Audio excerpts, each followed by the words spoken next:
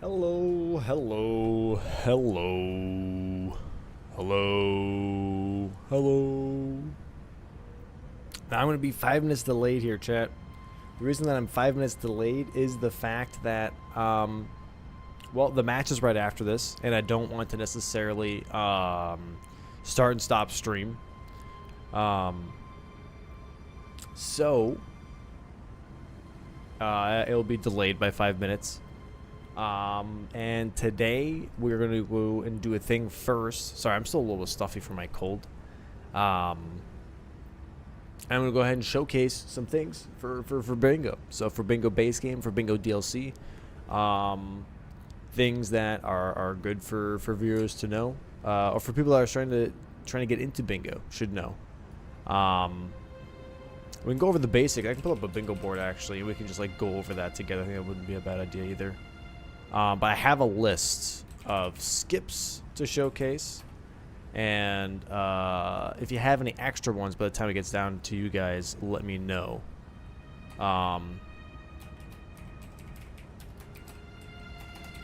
So I have quite a few here actually. A lot more in the DLC than I do in a lot more in the DLC than I do in base game. Lots of small ones though too. I'm trying to think if there's more in the base game itself, but as of right now I have Celia Town skip as an important one.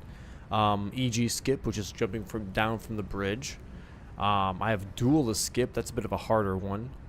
There's two different versions of that though. And then there is Urtry skip as well. I'm trying to think if there's any other ones that are like really, I guess capital skip.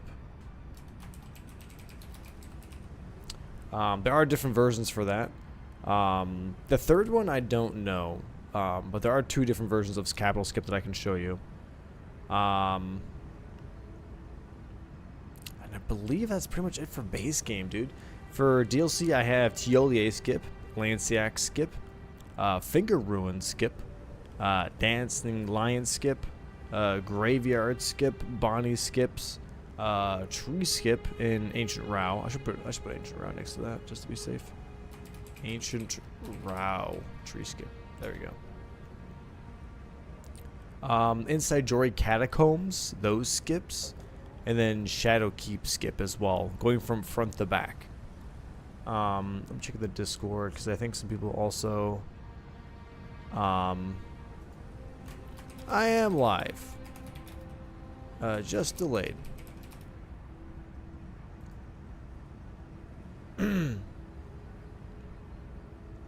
Anything else? Oh yeah, that skip. I hope I know how to do this one actually. Karos, Hidden Grave, to Cerulean Coasts. Skip. Also, Lamenter skip for the torch. I think that one's pretty important. I don't think there's anything else beyond those. I'll just double check here. If you have any that bump into your head, they're like, dude, Dom, can you please showcase this? Just let me know and I'll put it on the list, okay? I'll start like doing like the basics first, and like some of them are gonna take me a while anyways to explain.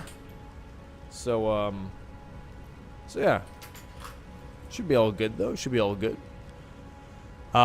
This is a random character, but we'll go to Celia Town. And I'll show you guys how to do Celia Town skip. It's not too crazy, actually. It looks scary, but it's not too crazy. This is one of the most common skips that you'll see in Bingo. Very, very common skip in Bingo. Let me get over there first real quick. Alright. So most of the time, either going to come up the staircase, or 80% of the time in Bingo, you're going to jump up here from that big branch, right? So you're going to come from here. Normally when you get the oyster, the lake of, not like a rod oyster, I guess, but this one that's over here, this grace, you're going to grab this, and you're going to run all the way around over here. And then once you get over here, you're going to double jump here, just get on these rocks, right? And as soon as you're kind of like just up here, just jump over it.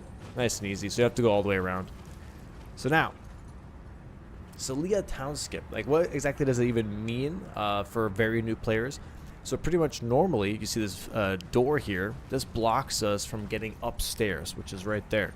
And the plan is to pretty much skip the whole sequence of having to activate the torch that is responsible for dropping the fog wall of this right here, so you can go upstairs. So instead, we're going to go here, and there are 2 different versions of this. I'll do the one that's more common to see, okay? Which is you're gonna have to double jump here. You're gonna stick in the corner, okay?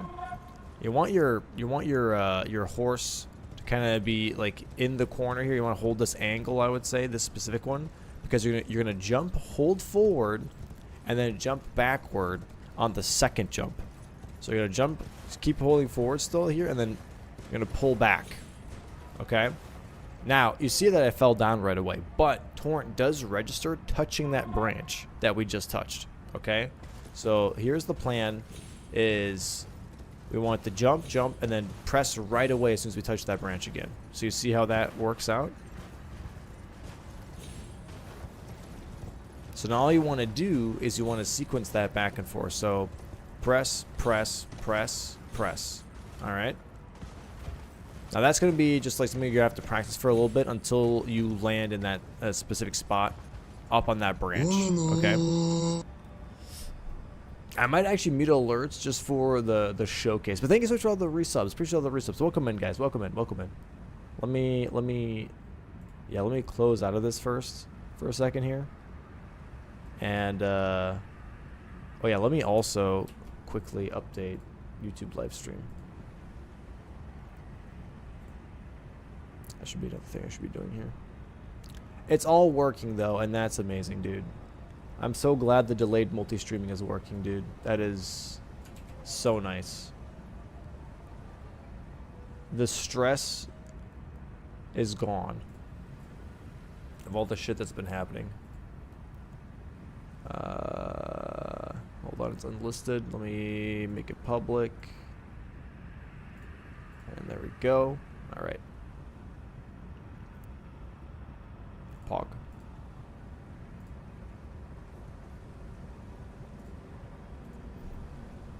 All right.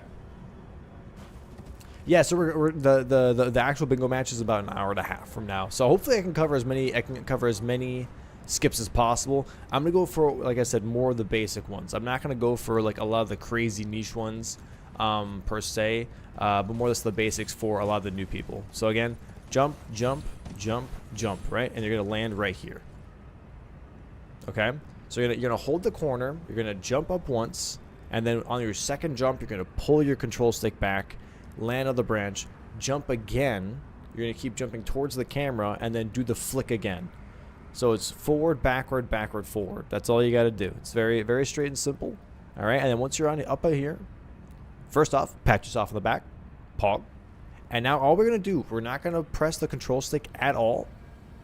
We're just gonna go ahead and press jump twice, because what Torrent does is it will automatically move forward a little bit anyways, just for jumping. So all we're gonna do is gonna press jump twice, and there we go.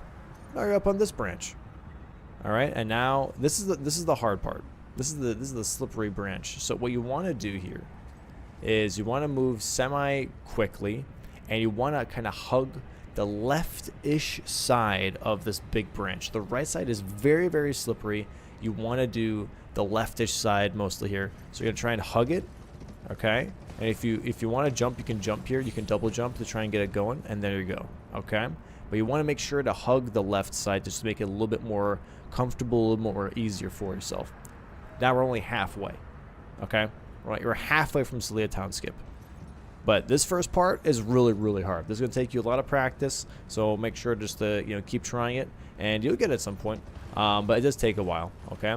Now the second part is a little silly, I will say. Some people are more consistent in this than I am, but pretty much you're gonna go up this tree branch area, and you're going to double jump here. You're gonna kind of like grab some terrain here that you like. I personally genuinely hate this skip, but you're gonna double jump constantly and just hope that Torrent sticks. Get over here, And then again, do a little bit of a double jump onto this branch. And there you go. Now you're all the way up top. You skipped the whole wall. Alright. Now you can either go towards Third Church of America, or you can go and do one more jump, which is right up here. Just to save a bit more time, go up this branch. Once you're at the top, double jump to the right, and you get into this like little nook here, and then you double jump again, and now you're up here. Bypassing a lot of the skipping, or bypassing a lot of the terrain that you have to deal with, and you can go straight towards Fort Faroth with this. There we go, and we're here. Look at that. So that is Celia Town Skip. Nice. Now, next on my list here, EG Skip. This one's pretty easy too. Okay, I'm not sure what that was. So let's go over here. This one's a lot more straightforward, and you know, will be easy to clear here. So pretty much this is the skip that we're talking about, which is jumping up here. That one. Very, very nice and easy. Very nice and easy. This gets you quicker to EG here. Instead of having to go all the way around. There are some easier versions, but this is the fastest one. All it is you aim between these two posts on the fence, okay? And then what you want to do is you just want to be full sprint on Torrent, and you want to jump off, and then just jump again midair, and just aim your horse for this little rock. That's it. That's EG Skip. Nice and easy. Can't really mess it up. Can't really mess it up. Now here's one that's going to be a little tricky, and this is called Duelist Skip. So that we're going to do the easier version first.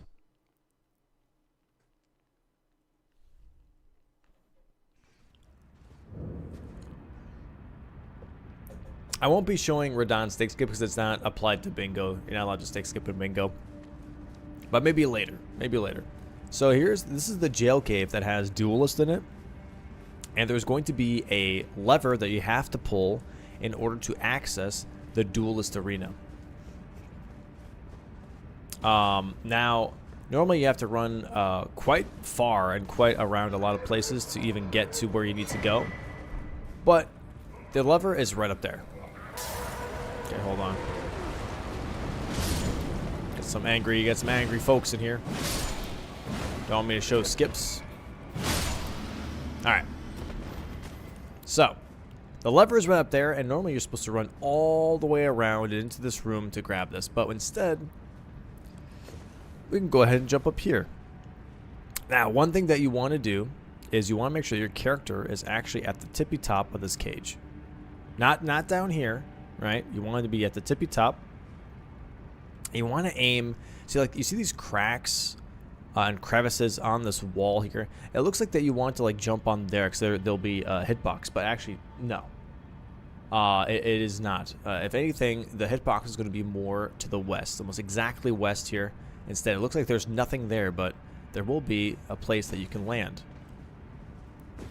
Right there. And all you got to do now is just jump over. There you go. And then you pull the lever, and then you get to Duelist. Again, you go up on this cage, go up here. You can kind of hold west on the compass here if you really want to. Jump up. Nope. Okay, well, hold on. Got exploded on in the middle of it. Oh, now we're not getting it. Uh-oh. There you go. West. And then jump on over. Nice and easy. Nice and easy. Now, there is a different Duelist skip that you can do. That, however, is also incredibly risky. If you aren't consistent with it, it is incredibly risky. And that is going to Third Church of America. Okay? So, the thing here is that you go the idea in bingo is that you go and you activate this jail cave when you have third church still active, and then you port back here after you've used your keys. This won't work unless you've used your keys. So you're going to use your keys on the jail cave, and then go straight over here. And if you remember, once you killed the duelist, this is the exit. So we're going to go in from the exit is the idea here. Now this is the scary part, is we're jumping into the water pretty much. We're going to try and hook around here. And if you immediately touch the water, you will instantly die.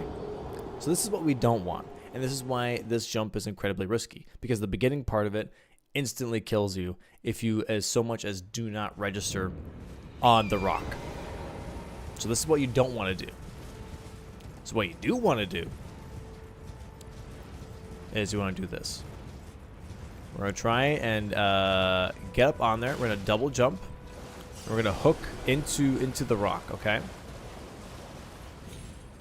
There we go. Okay, we're hooking into the rock, and we're going to go up here slowly. We're just going to, like, scavenge it. Oh. I believe it's to the left. I mean, no, it's to the right. Sorry.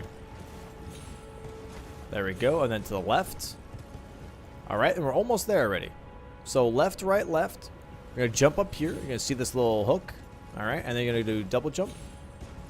And there you go. Look at that. And now, because you don't have to go through the whole cave, you don't have to pull the lever, you don't have to run through anywhere. All you do is you jump in here. And boom, this door will be open and you will be able to fight duelists right here. This will save you, I would say, around 30 seconds. But there you go. That is duelist skip. Good old duelist skip. All right, we have archery skip.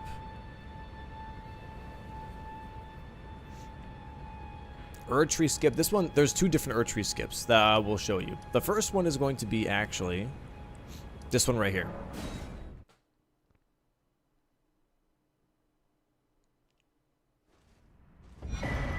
So this is going to be, for example, if you're running bingo and you're running archery avatars, but you also have catacombs on the board.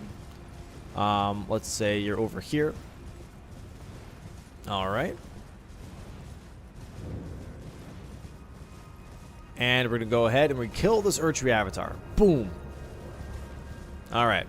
Now, what we're going to do now is we're going to go over here, and there's going to be these rocks, these two humps right here. It's going to be a little drop down. Right, is it right here? Okay, this guy. Man, so many enemies in this game. I thought this was a parkour game. What happened? Go away. Where is the drop down? Isn't it not right here? Is it over? Is it further down? Oh, it's right here, right? Am I crazy? Are you crazy? Is it the other hump? Oh, it's over here. Apologies. Apologies, apologies.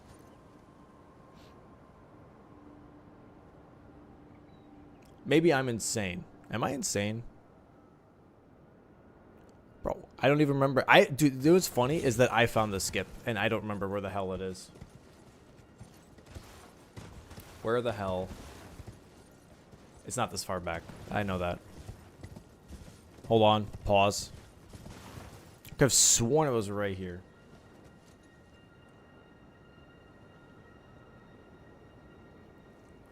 Yeah, it was like a slide down or something on the beginning. Ah, yes.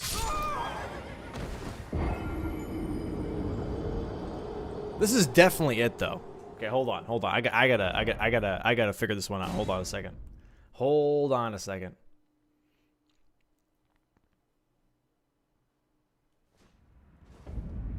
Hold on a second. It's been a hot minute since I've done this one.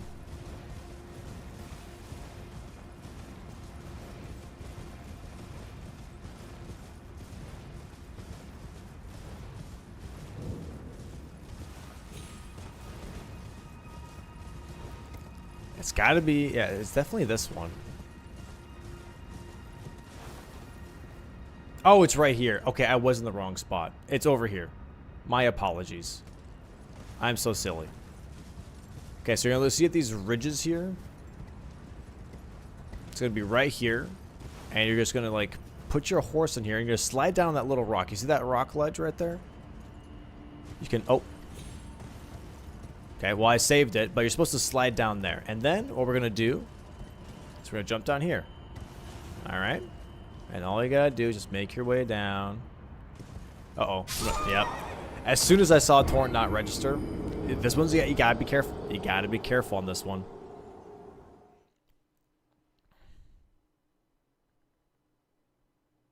You gotta be careful on this one. I'll do it one more time. I'll do it one more time.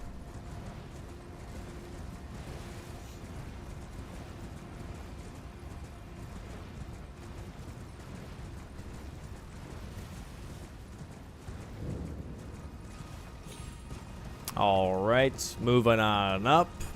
Here we go. Into the crack. Move slowly. Can move forward to slide down. Oh, okay.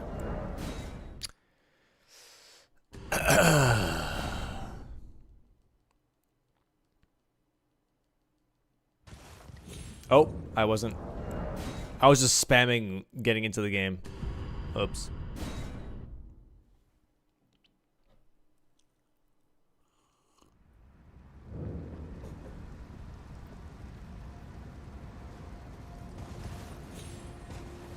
Right. All right. And then we go ahead and we do the jump. All right. And then take your time here. You can do also a thing which is just like jump pacing to make it easier for torrent to register. And then we're going to jump down, hook into this because you're going to die from fall damage otherwise, and then jump down again. And there you go. Now you're down at the catacomb here.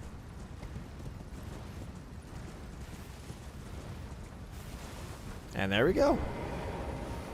Saves you time to go all the way around to get to this catacomb. Saves you a lot of time, actually. It's probably like 60 seconds? But now there's another Erdtree skip. One more. Thank you, guys. I appreciate it. There is one more Erdtree skip, and that's this one right over here. Oh yes, I could do Castle Soul skip. That's a good one. Castle Soul skip is pretty important.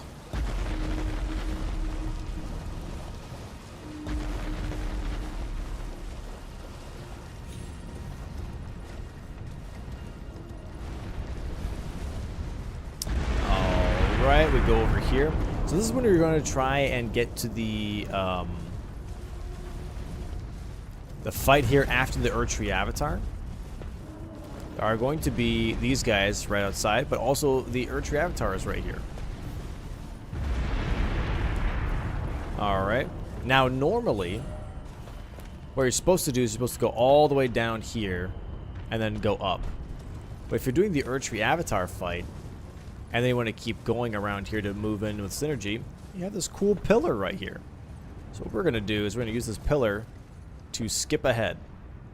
Alright, so we're going to go ahead, we're going to double jump here. And again, as before, we want torrent to face something. If it's really close, we do not move torrent. Like, we don't use the control stick, we just double jump. There we go. Now we're on top of our pillar. Now we just jump across. And there you go. Erdtree skip. Now we're over here, which is where the Frenzy Tower is. We're in the whole Frenzy Tower. We have access to this whole Frenzy Tower area now, instead of having to go all the way around through this area. We have access to the whole Frenzy Tower area off the rip. And now you can do this nice little drop down. Frenzy Tower access, and also double catacomb access.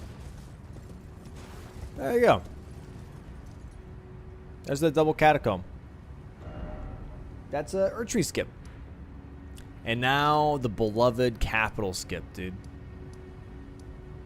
Where the hell the entrance is to this? Oh, I can't even do capital skip because this is capital of Ash.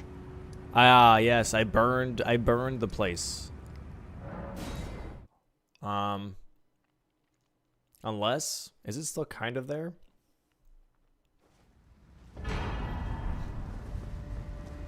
I guess not. It's all burnt down, right? How does this work?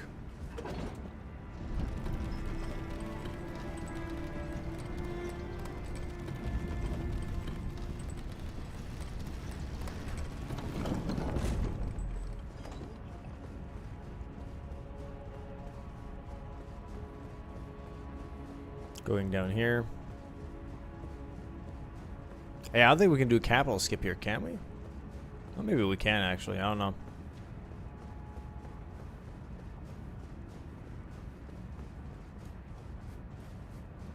Pause.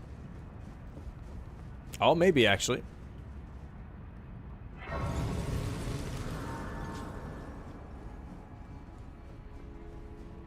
Oh. No, there's sand. Shit. Well, we'll come back to capital skip. How about that? You know? Let's come back to this. Castle Soul skip.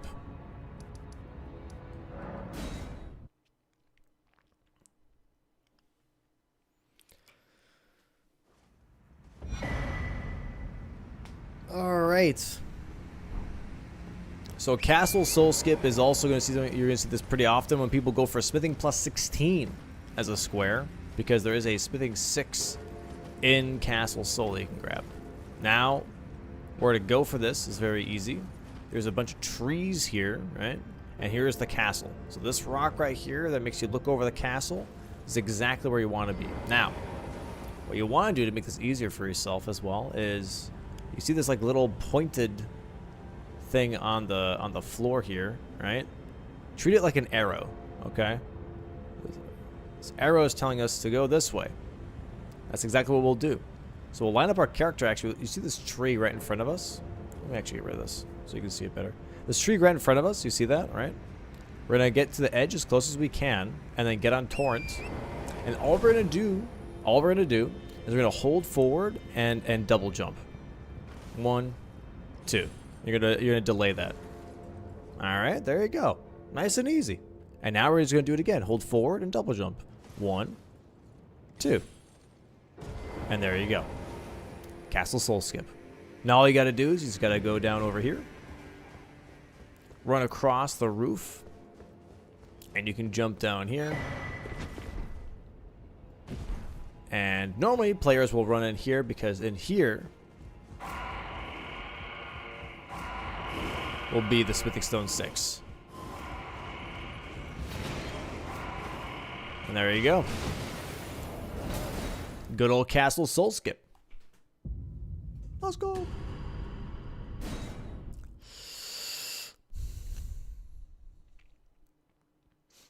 Now, that's all I have for base game right now, unless there's some other skips that I can't think of right now. There is Volcano Manor skip, but I don't think... That's very niche and no one ever really uses that.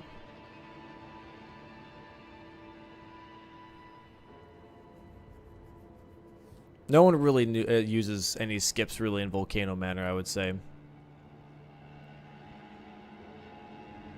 No one goes really through the front door of Tanith or anything. I'm looking at the map real quick. It's quick to see if I can think of anything else that is like very skip related here.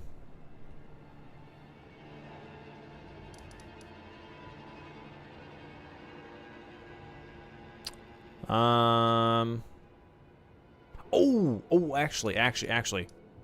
Yes. Ladder skip. Oh, this is the wrong one. Wait, do I not have the... Oh, here it is. Ladder skip in Celia Crystal Tunnel. This is a really important one, I think.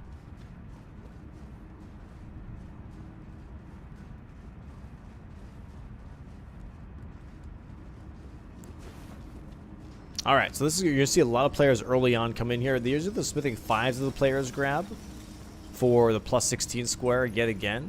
But then you also have something here. I'm going to go ahead and take out this kindred just so I have time to showcase this to you. Alright, so very nice and easy. So you have this ladder right here, right? This is a shortcut. So normally you're supposed to go through this tunnel here and all the way around, up there, go across, and then activate this ladder as a shortcut. But we can actually skip all of that. So what we're going to do here is, normally you don't kill these enemies because you're supposed to be moving fast enough to not have to deal with that. But what you can do is we're going to two-hand our hands. See how my hands are blocking? It's because I'm two-handing my own hands. So that way, if you jump, you do this animation right here. You see this? Jump R1 should be looking like that. So now what we're going to do, we're going to jump onto this little piece of wood here. Alright. We're going to turn our camera. We're going to turn our camera to where we're kind of looking at that other piece of wood next to the ladder. Okay? This one's going to be a little tricky. So we're going to run towards the wall here, full sprint. And then we're going to flick around and air attack. All right. So we're gonna run against the wall here, flick around and air attack. Okay. Now what I personally like to do, just to make it feel a bit more comfortable, is I also block. So I block and then I'll run, flick around and air attack. And you wanna hook the character in. So you see like this motion here, and the character putting his foot forward. Hold on, let me take off. Put something else on that doesn't have a cape. This one. So you see how like my foot like moves forward? Our foot will hook in onto that wooden platform. Alright. There you go. You see that? Now, what you want to do is you want to do the same thing. Okay? On this one, over to the other one. And normally what you want to do is you want to do this in a very fast motion. As to save time, but also save momentum. Oh, no, I'm just not. Now I'm just not getting it because I'm goobing apparently. And then you jump on here. Okay? It's going to be a little tricky, but this will save you some time in future bingo matches. This will definitely like help out. So you want to flick around, jump, run, jump, run, jump. Okay? We'll do it one more time here. One more time. We're going to run, block, run, block. This one's going to be a little harder, so take your time. Run, block, hook in, jump, jump. All right? And then all you got to do is you got to go up here, and then you can go ahead and drop down the ladder if you want to. Boom. You can get a somber 4 here. Lots of things we got going on. You know?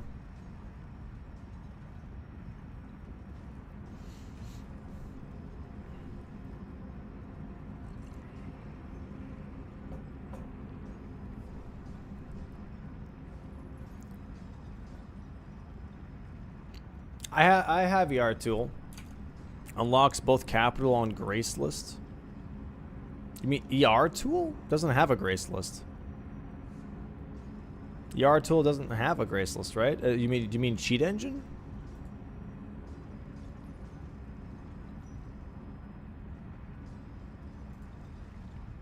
I think you mean cheat engine, right?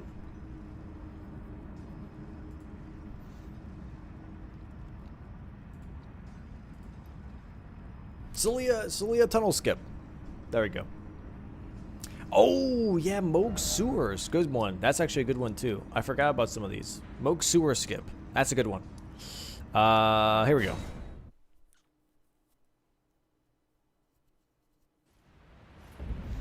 go. Oh.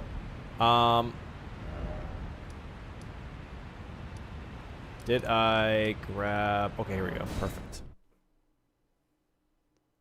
We're not doing Ordina skip because it's not used in bingo. And also I don't really know how to do it correctly. It's not used in bingo, so we're not going to showcase that one. So this is going to be Moog Sewer skip. We're going to go this way. You know the usual way that you get to the door. Going all the way through here. Jump over this hole. Go over here. We're going to jump across another hole here. Alright. And then once we get past here, just go ahead and jump or something. That's fine. Whatever works.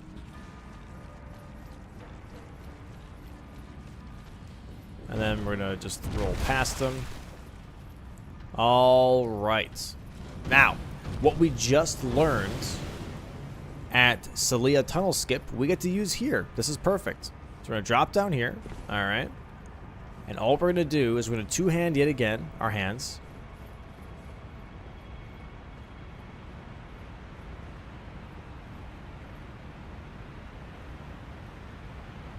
We're going to stand right over here. So you see the elevator is not there.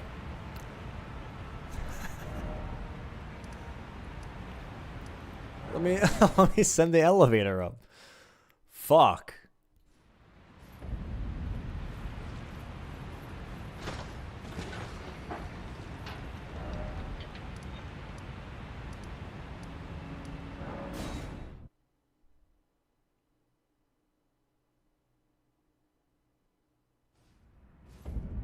I'm gonna go back.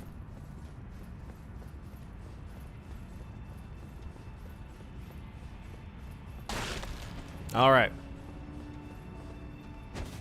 Going back down here. Here we go. Gonna go in here. Oh. Again, jump across the hole. Jump across this hole.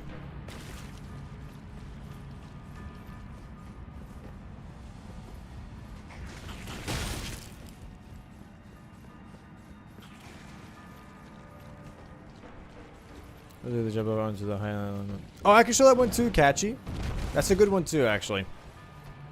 The weeping skip. I can show that one. That's another one that I found too, by the way. I found 2 skips in the, for stuff. It's kind of cool, kind of cool. All right, here we go.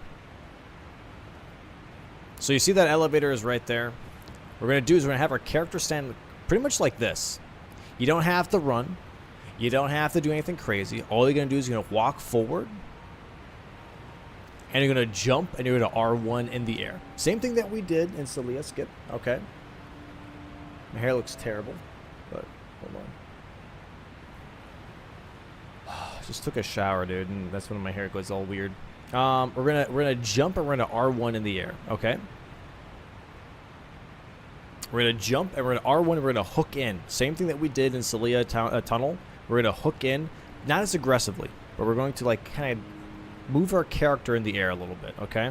To the left here. So we're going to jump, we're going to move a little bit to the left, and we're going to hit in the air. And there you go. That's all you got to do. Nice and easy. Nice and easy. Jump, hook in, land, roll forward, and you're in. Very nice and easy. And then you go downstairs. This is probably one of the easier skips. You'll get this. I believe in you. Moke Sewer Skip. Now, weeping.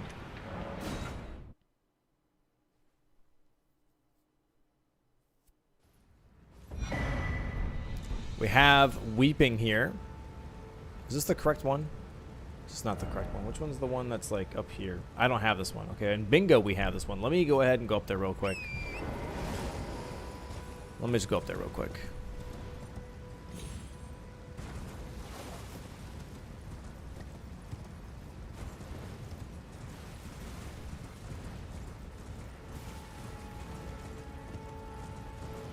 All right, this is called like weeping skip. Honestly, you can call this. I was gonna say Dom is too handsome skip. That's funny. We can call weeping skip is fine. Bridge skip, if you will.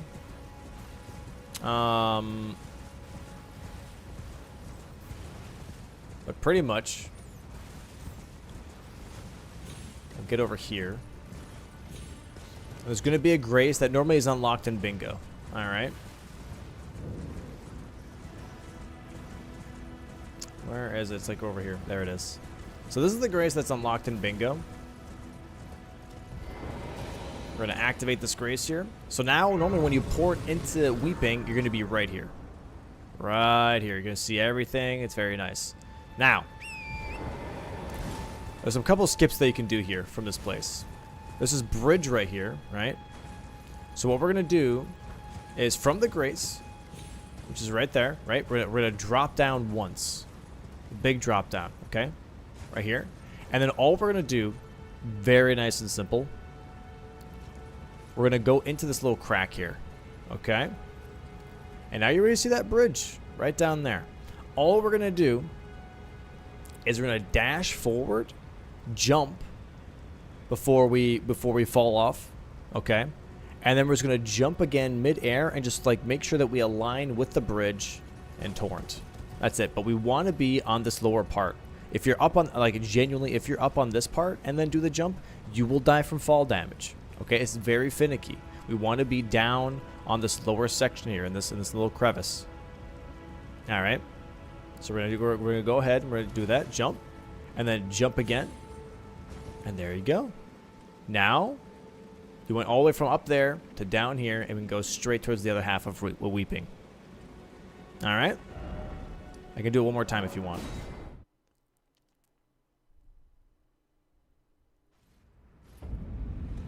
Spawn in. Oh, Chris, I'm gonna go do Erdtree avatars. Crevice, jump, jump, boom. Very nice and simple. Very nice and simple.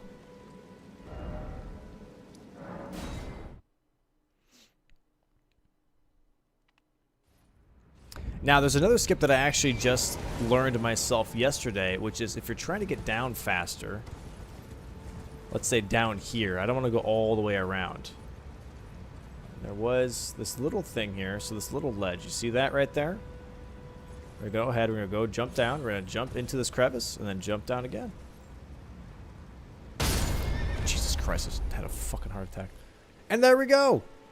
Yay! And now we're down here. Also a possibility. Nice and simple.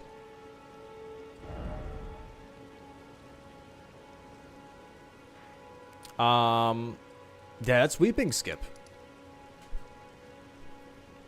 Good old Weeping skip.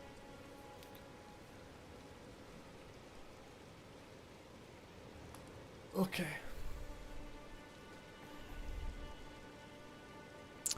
Is there anything else that I can think of for base game specifically for skips?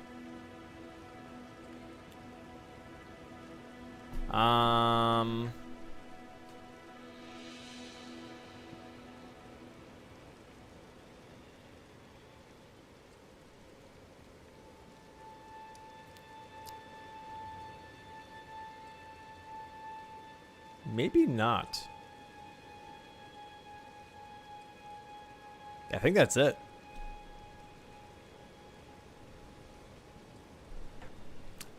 I think that is it. There aren't that many skips in base game, to be honest. There is Lanciac skip that people have been talking about, but honestly, I don't know how to do that shit. I don't have footage of how to do it, and I don't want to embarrass myself for the next 20 minutes. So we're gonna go ahead and we're gonna forego that for now. Okay. That's when you go watch other players. That's when you go on the website and watch other players. Go give them a follow. Okay, go check them out because they will probably showcase it more. Pog. Cool. Let's go into the DLC now. We have a couple of skips in the DLC. Actually, we have more skips in the DLC than we do in base game. First one being, first and foremost, the classic TLEA skip.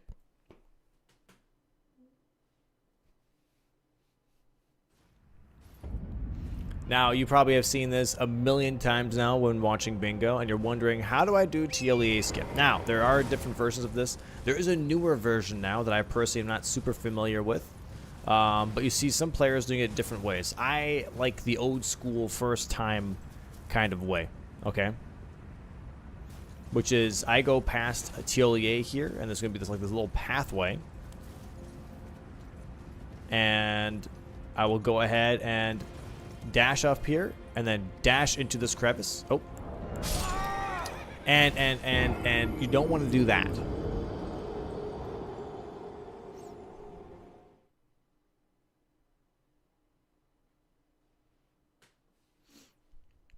You don't want to do that. We're going to go ahead and we're going to do it again. So this is the hook into terrain thing, all right? Jump and jump. And now normally you'll see some players do this, which is they'll jump one more. Oh, okay. Normally you see some players jump one more time to make sure that torrent registers on that cliffside, just to make sure that they make that the fall damage resets. All right. Now personally with this jump, I normally don't reset, but I'm gonna go ahead and do a double jump to the left. I mean to the right. Line on this rock right here. We're gonna slowly drop down.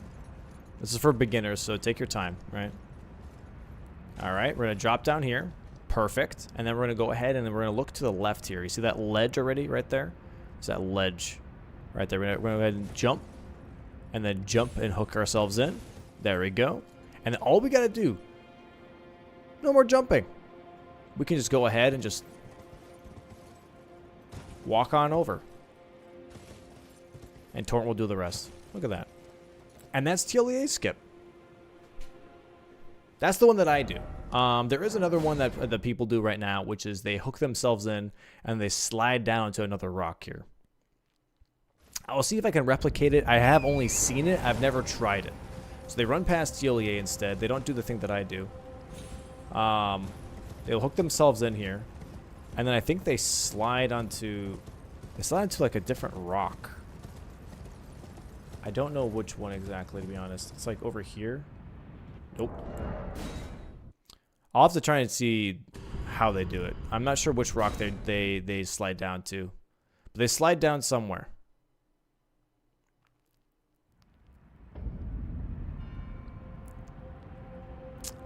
Maybe it's right here. No, there's no way. I honestly have no idea how they do the other version. Don't worry about it. Don't worry about it. My way is just as fine. Costs you maybe 2 extra seconds. It'd be what it'd be. All right. That's the TLEA skip, though. Now we have DLC Lanciac skip.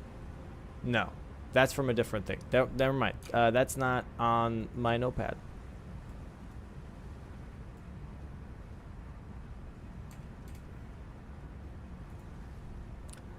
Finger ruin skip. Alright, so this is a nice and easy one. So pretty much, this is going to be when you're trying to go for the finger ruins to whistle the fingers, to go ahead and blow some fingers. Alright? It only really applies to this one, specifically.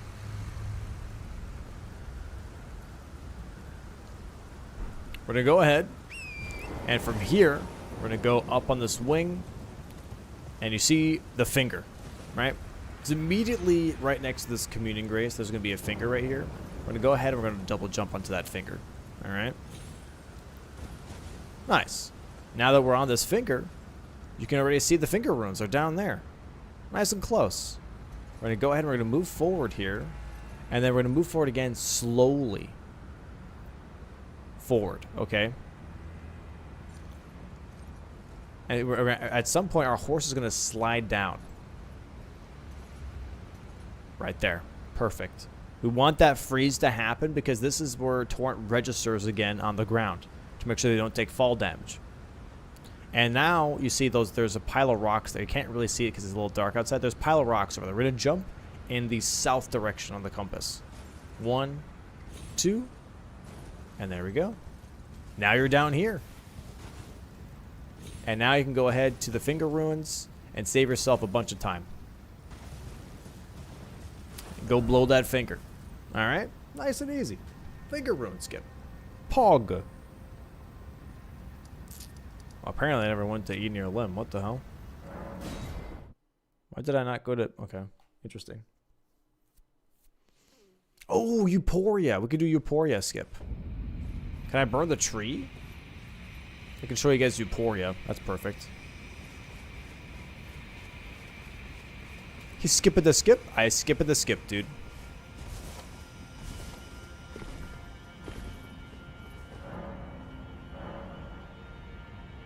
Are you kidding me?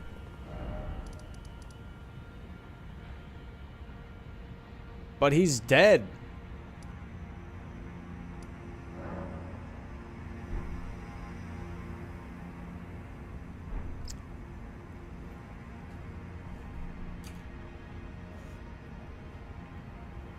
Hold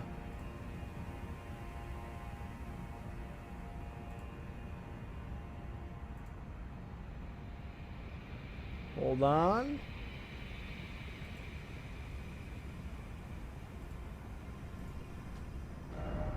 Hog.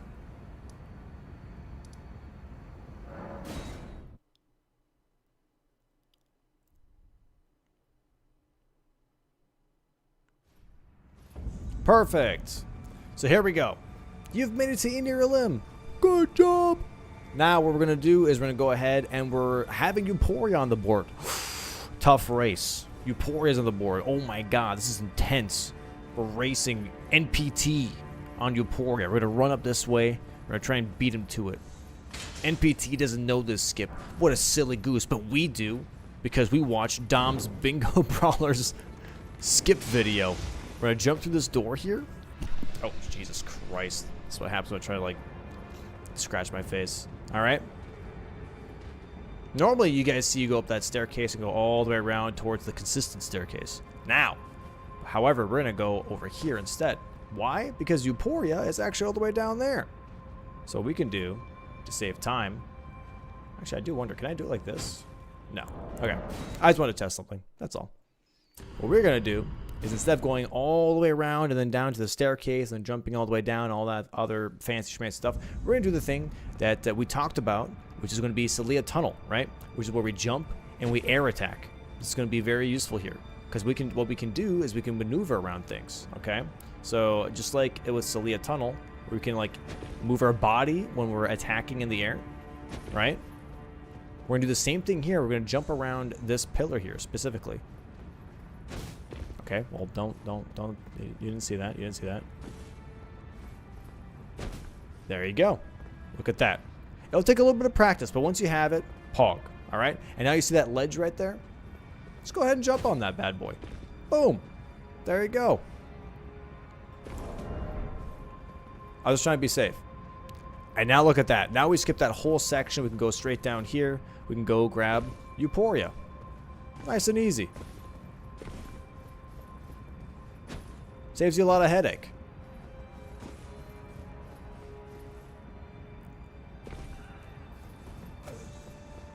Alright, now we're going to go down here. And now I'm going to try something which I've actually never tried before. And that is Dancing Lion Skip. Does bro know the delay is still there? No. Yes, I do.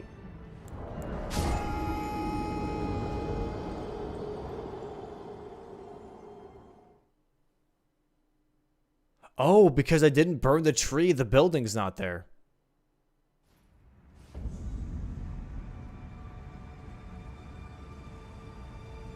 Interesting. Is that how that works? Can I not? Can I not do dancing lion skips because I didn't burn the tree? Hey, guess what? You get to see Euphoria skip one more time.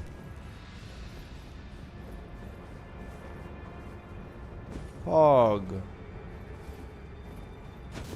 Fuck. Oh, I'm not. I was on the wrong area anyways.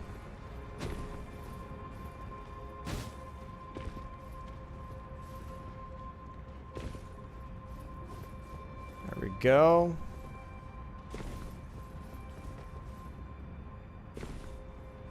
So I guess this building just doesn't exist? Is that what happened? Did I go the wrong way maybe? Am I an idiot? No, it's just not there. Wow. That's weird.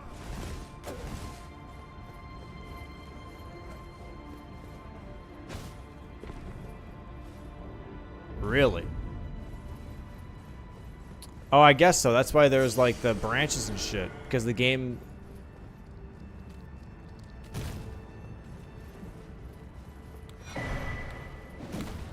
Well... That's awkward.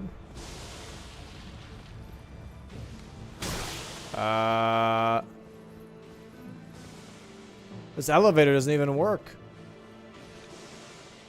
Interesting. Okay, well, I'll have to figure that out later. Wait, what if I just give myself the kindling? How does that work? Can I just do that? Spawn an item. Kindling.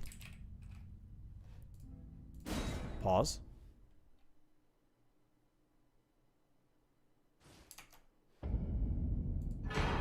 Holy schmoly. We'll go back and we'll burn the tree.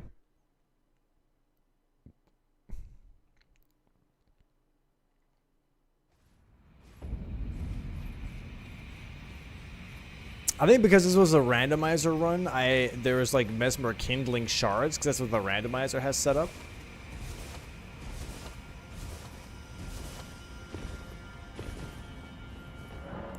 There we go. All right. Fixed the problem.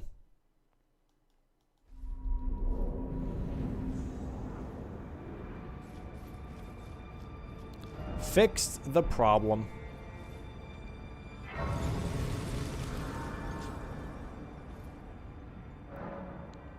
All right. Let's go back. Let's go back and we'll do it all over again.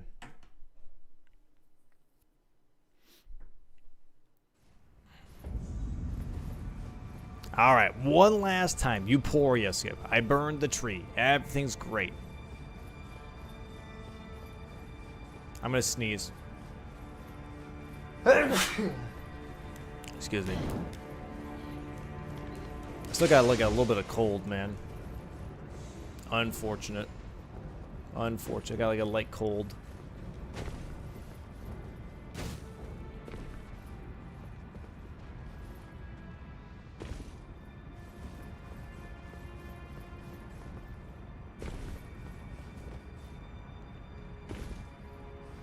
All right, and now we see the building. Now everything's there. Yay. All right.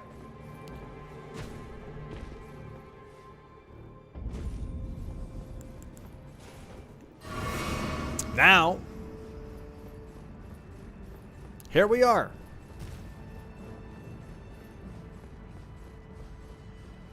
We drop down here and we go straight towards Euphoria.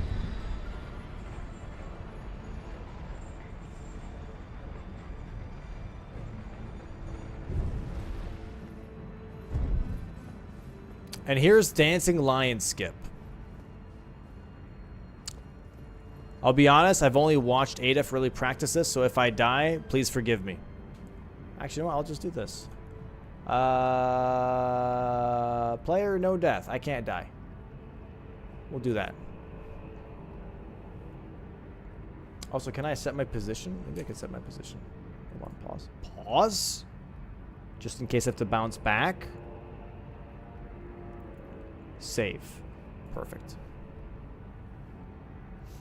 So here. So we're going to run into this corner, and then we're going to do the same thing again. These are things that you can learn and apply to so many different skips. We're going to do the same thing in Celia Tunnel, which is we're going to run against this corner, and then we're going to flick and jump. All right? That's all we got to do. From what I saw, because I've never done this before in my life, but from what I saw, this is how it works. Okay, wait, not that way. That was a baby jump, and we don't like those.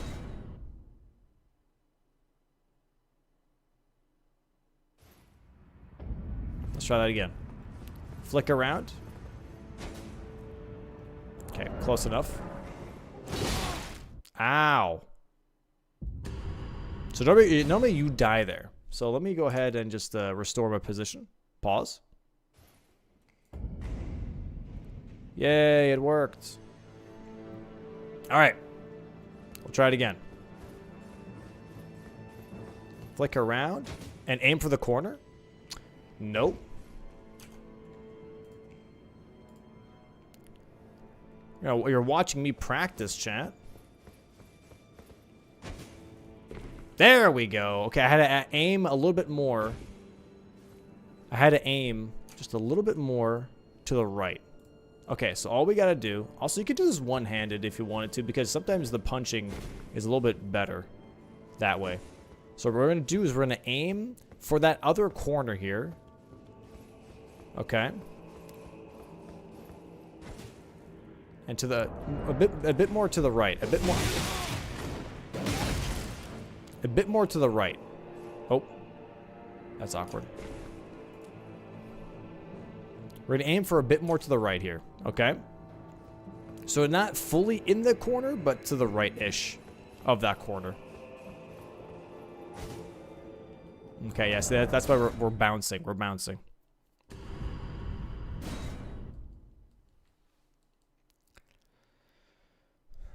We'll try that one more time here. There we go. Beautiful. And then we just drop down. We'll take a little bit of yellow damage here.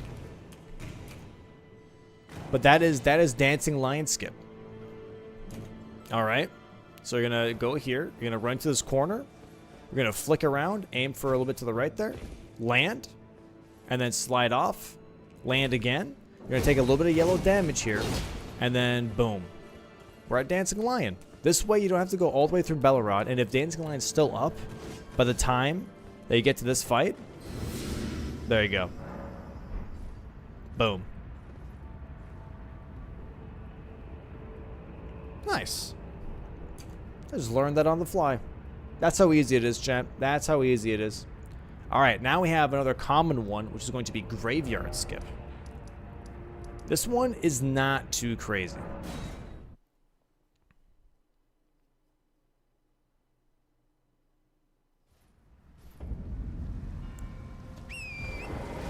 This one you're going to see very commonly when people are rushing, like specifically something in Altus Plateau, or they're going to be rushing Ancient Dragon Man, Bell Bearings, anything like that. We're going to run towards this wall here that is right next to the Scorched Ruins, where you get the heavy pot.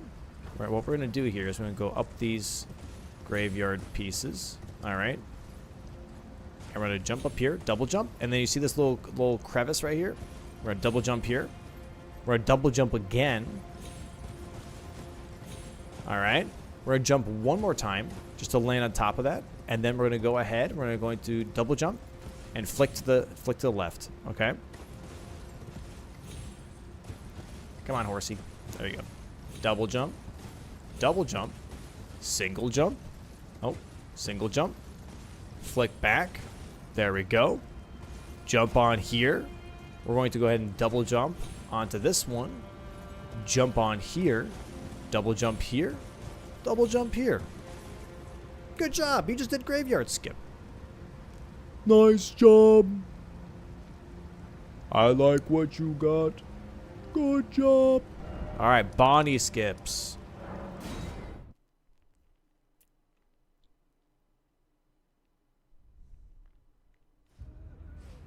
All right, so there's a couple different Bonnie Skips here. Now, if we have Hefty Pots on the board and you want to go to Bonnieville, but you also want to grab the Hefty Pots, we're going to come to Bonnieville from this angle here, all right? You see that Skidoo man over there? He's right over there, right? And all we're going to do is we're going to move around here, and it's going to be right over here. This little, like, slope that we have. It's perfect, right? Perfect. All right, now what we're going to do is we're going to go ahead and we're going to jump into, you kind of see it. It's at the bottom there, bottom right now on my screen. But we're going to jump and then go into the left. So we're going to jump here and then jump again. We're going to hook right into this. It's a little scary. It's going to take some practice, okay? But then once you have that, you're going to jump off and then you're going to go on this house. And now we're in Bonnieville. Look at that. So jump off there, jump in there, and they can go ahead and grab your Hefty Pots. Grab this Grace, go towards the Labyrinth Jail. All kinds of options. You have the Great Axe check. Yeah, that's the first Bonnie Skip.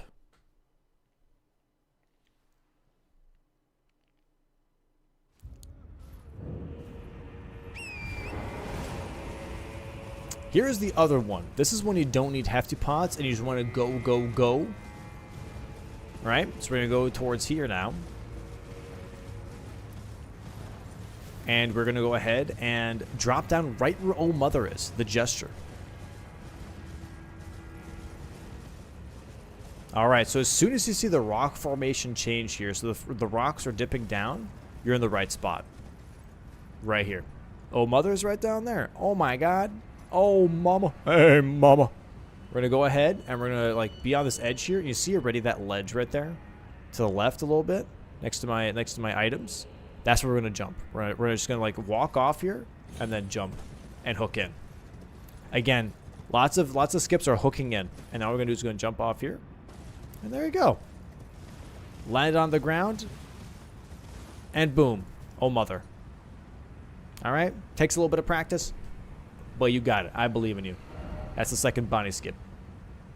Now we have Ancient Row Tree Skip. Again, this is not necessarily a skip that I found, but I did, however, make it the fastest.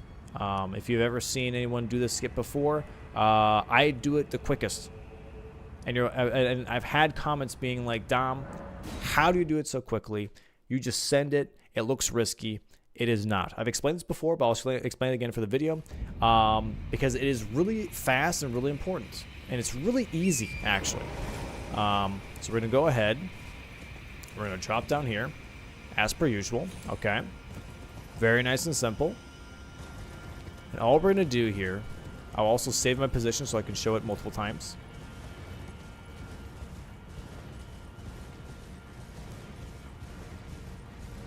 So we're going to go around here. And we are right here, right? This is where you get the golden skidoo if you want to.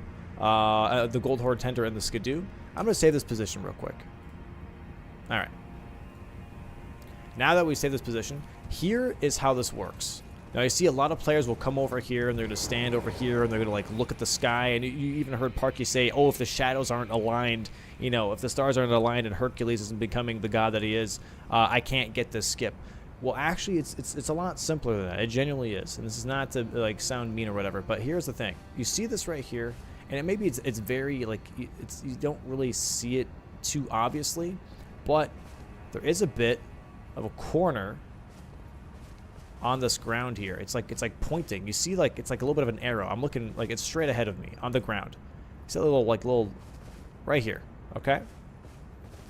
All you're gonna do when you're on torrent is you're gonna aim exactly the way that this arrow is pointing, which is this way, right? So, like, I guess west 1.5, whatever. I don't even look at the compass personally. I just look at the ground. So it's like, it's this angle right here, and all you're gonna do when you're on torrent is you're gonna press the sprint button as soon as you touch this. You sprint here. And that's it. That's the magic sauce. That's the magic sauce. Nothing else. That's all you do. It's nice and easy. And then boom. You save time. You don't have to line up the stars. You don't have to have anything happen. All you do is you run and you press sprint as soon as you hit that corner. So you're looking on the ground, You see that? Boom. Hit sprint.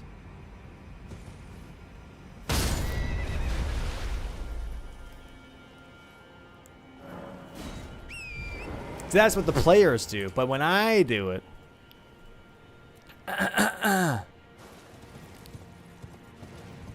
Corner, corner, corner, boom.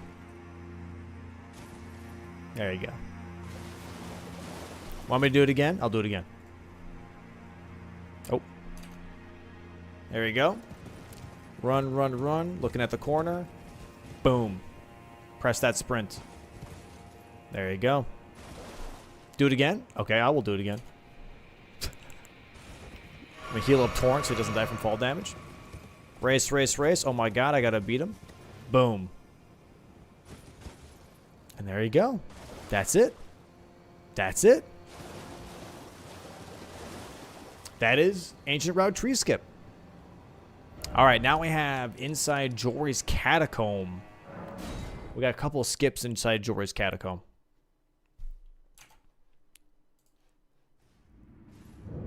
Some nice skips here.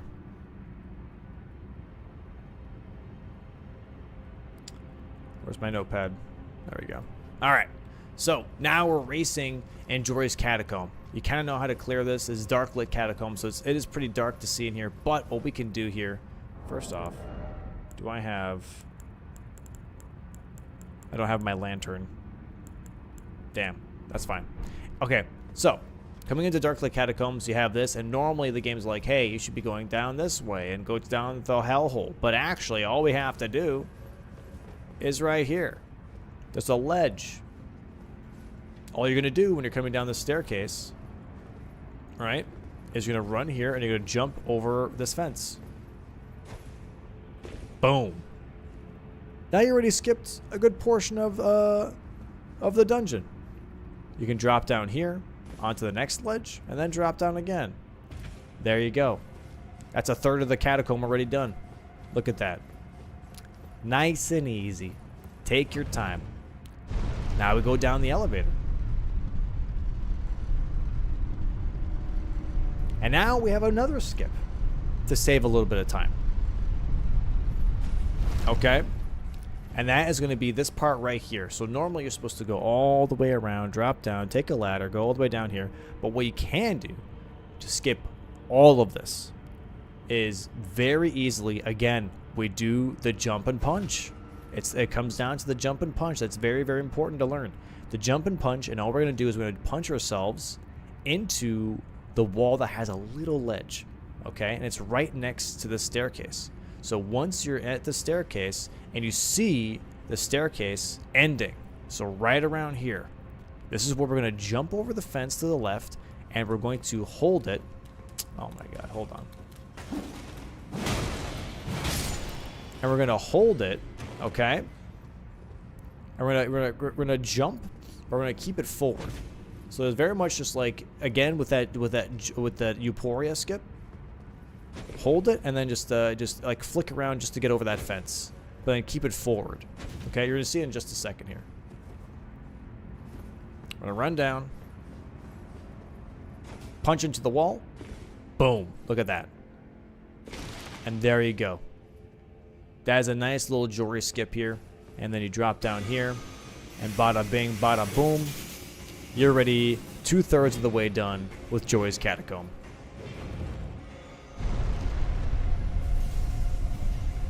Good job.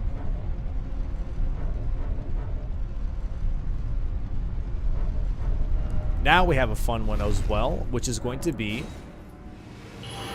Shadowkeep Skip. That one is also going to be very interesting. So Shadowkeep Skip, I'm not the best at this. I will admit that, all right? But hopefully I first of all remember how to do this. And second of all, I pull it off. I've been shown this once or twice.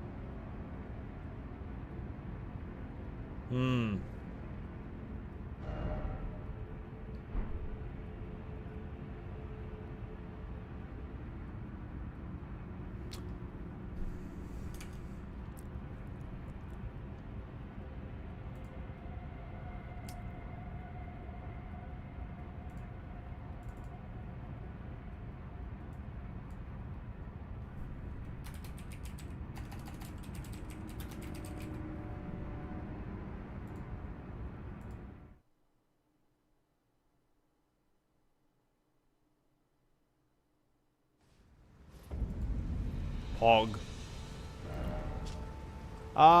Okay. Shadowkeep Skip. Let's see. I'm trying to remember how the hell to do this. I'll be honest. It's been a while.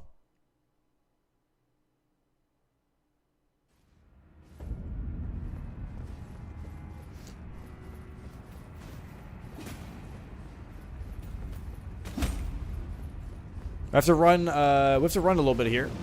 But this is like this shadow skip portion.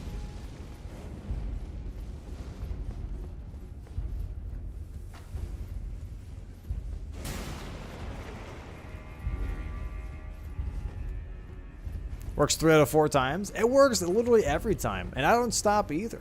I'm not pausing or anything. All right, there we go. Hey, and it's already moved. Okay, I mean, that's kind of good. Not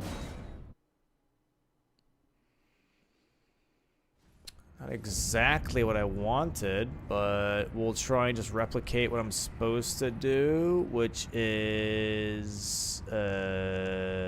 hold on, I'm thinking.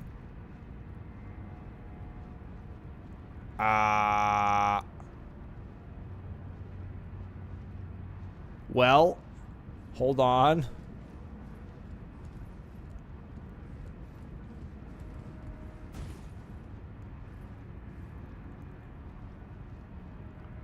Okay, this might work. We'll see.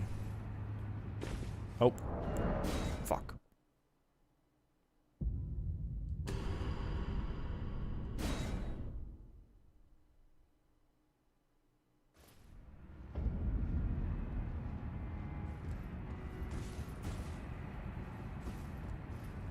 Dude, what the? Okay, that's horseshit. Didn't even jump. Didn't even jump. Look at the flick of the jump.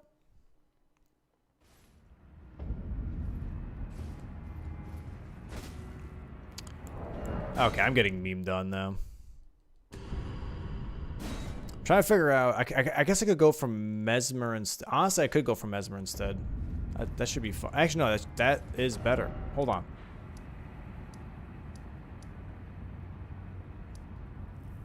Yeah, let's go from here. Let's go from here. This works just fine, actually. Mesmer! Let's go down here. Kuga is here. Or Koog? Kood? Kood. Hi, Kood. Hey, Kood, check this out. You want to see something cool, Kood? Kood. Watch this.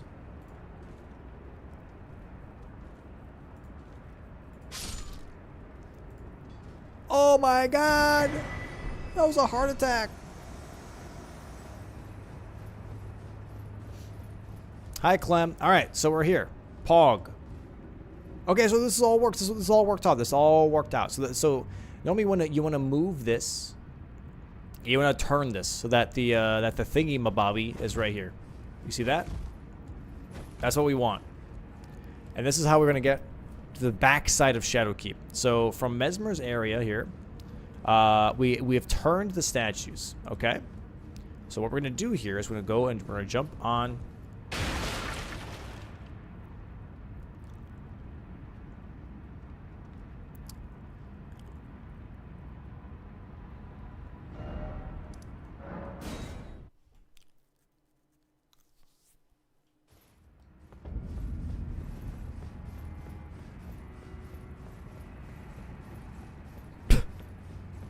So what we're going to do here is we're going to jump on that table.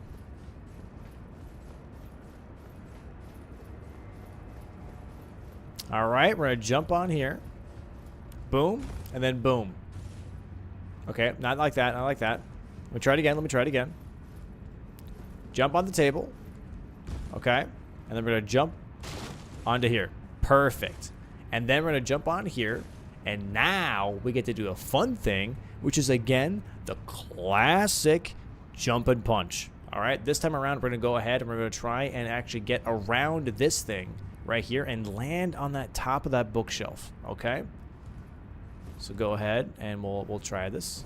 We're going to do it. Okay, here's the thing that actually I haven't shown you yet.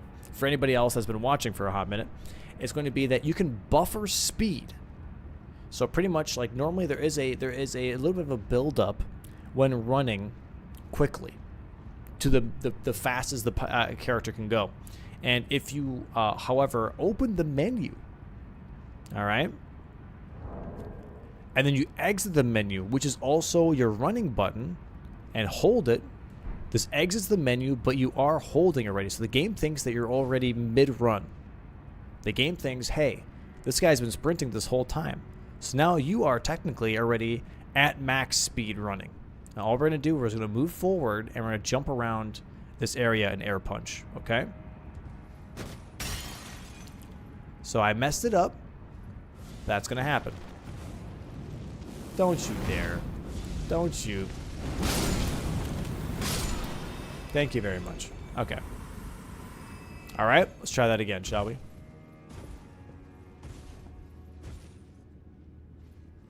Open up the menu. Hold the dash button. There we go. Look at that. A little bit of a later punch, but it works. Now we're going to go up here, and we're going to go up here. Then we're going to jump across here. And we're going to land on this pillar, okay? We're using those bookshelves to get up on here.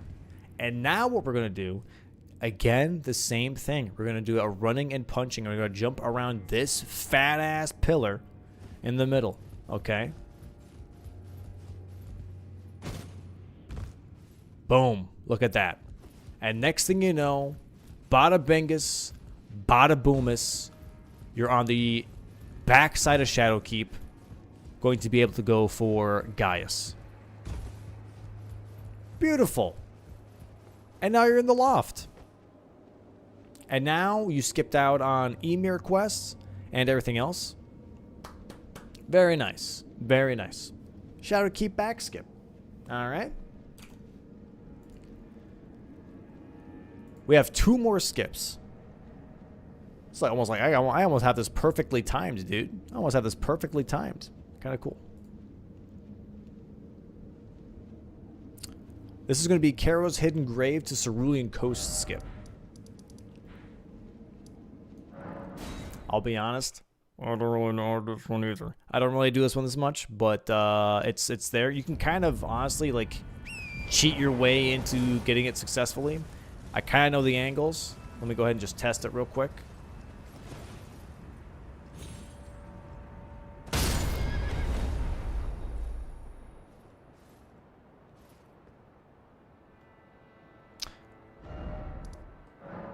Let's try that again, shall we?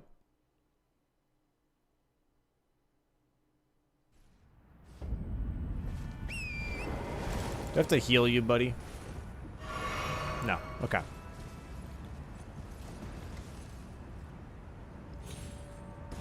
There we go. Okay, so I do remember.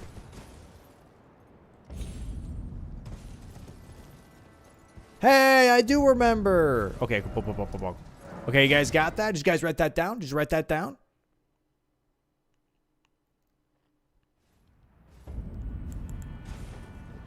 All right. We'll do it again. We'll do it again. Make sure that Torrent's full health. So we're gonna be right here. We're gonna dash off and then jump. And we're going to jump again right here. We're going to hook.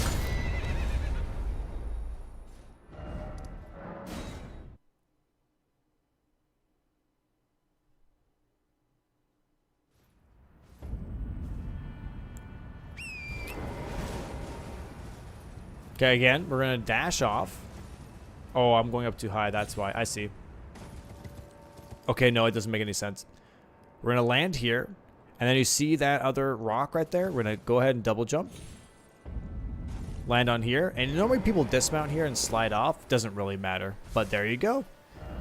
Karos to Cerulean Coast skip.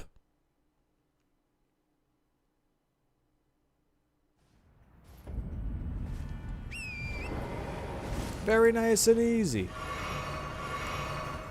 One more time. One more time for the people in the back.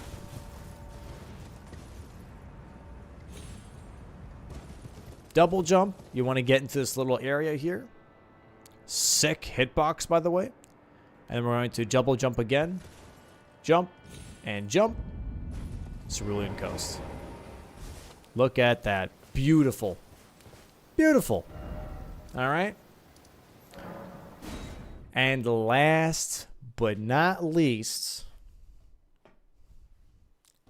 Lamenter skip. Alright, now this is going to be a thing that you're going to be doing if you're rushing for torches. We've seen this a couple of times. It's a little bit more niche. Not a lot of people do this, but it's very effective if you're trying to rush for torches and you think you're contested. Okay, so go grab this key here. I already have the key. Didn't even realize.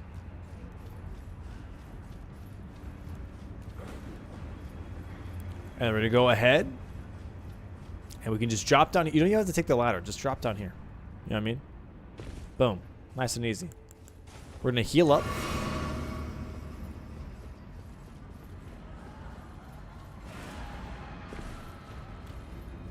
We're going to jump up here.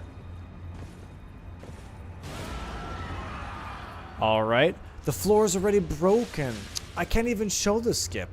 God dang it. I have to do something like a new file. So pretty much right here. You know what? Let me try something. Hold on. Let me try something. Hold on. What was that? What was that? Grace Cold?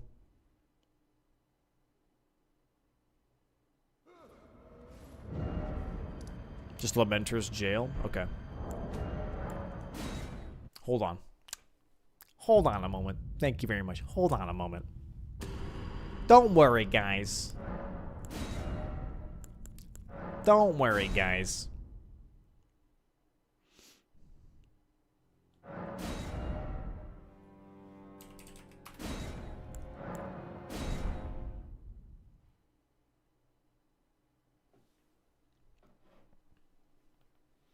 Oh, my back.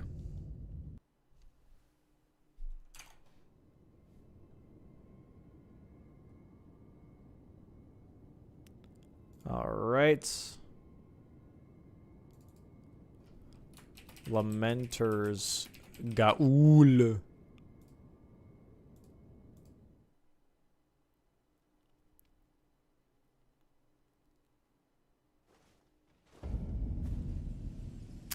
That is not it.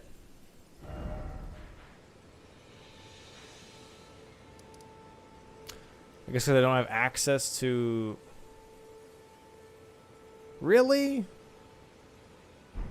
you have a save file that has access to DLC, but that hasn't...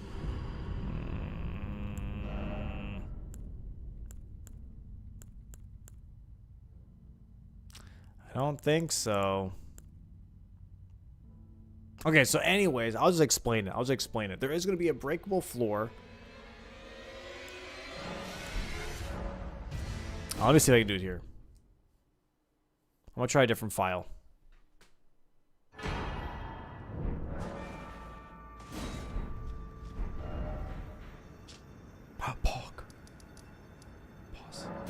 Pause. Pausing and jumping. If the key isn't here... Oh, I just used this... Is this a different one? I don't know.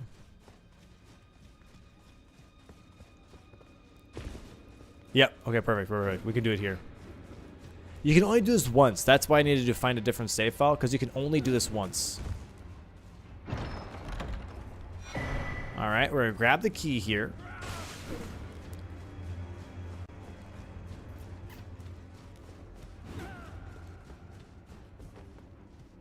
And we're going to open this door, and then we're going to drop down, okay? Nice and simple.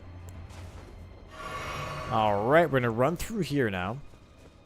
And again, you do not want to run and block, by the way, for this specific skip. Normally, you run and block a lot because it cancels out the recovery animation. In this case, you do not want to run and block.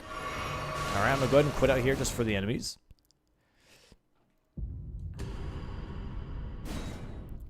But what we're going to do is we're going to run, again, not block with our weapon. We're going to run and we're going to jump and then jump right afterwards. Okay, we're going to hug the right side here. This is where the floor breaks. And in that room over there is the torch. Okay? We're going to hug the right side and we're going to run, jump, and then jump again. All right? That's all you're going to do. Run, jump, don't do this. Don't hold your weapon.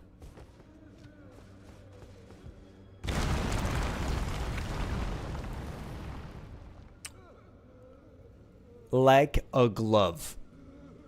And there you go. And now, boom, there's the torch. Like a glove. And some money, I guess, too.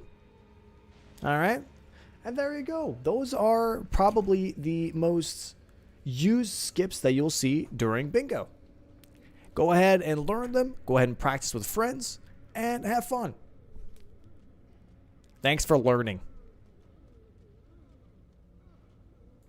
Thanks for watching. And with that, I'm going to go ahead and move over to the Bingo Brawler starting soon and go ahead and get some snacks, get some drinks, chat. I'll get the players ready and everything, and then we'll go have a nice Bingus match. All right? Let's go. Let's go. Let me see if I can just move over to that right now. Let's go. I can. Don't look at that. That's not set up yet. All right. Oh, sorry. There you go.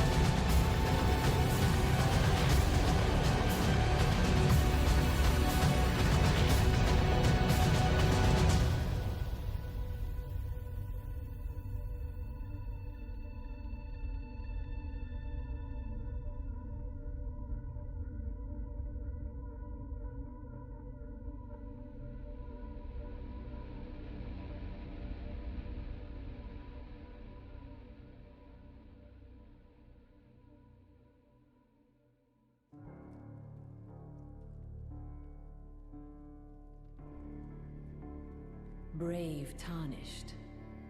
Welcome to the Volcano Manor. I am Tanith, the proprietress of this house. Perhaps you are prepared to make a commitment. You're tarnished. Here to put the demigods to the sword. Then please kill the great serpent. The one that devoured Praetor Rykard. But first, clear resounds the call of vengeance. The Impaler, Mesmer, must pay his due.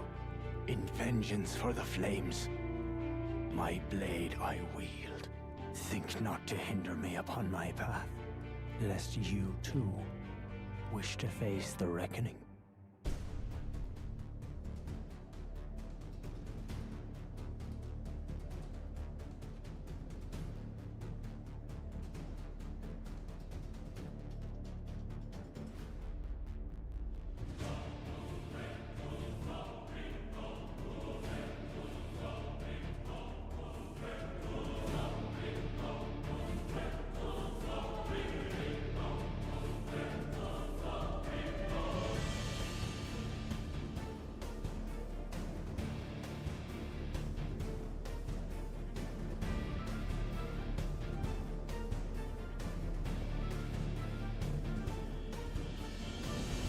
Together we will devour the very god.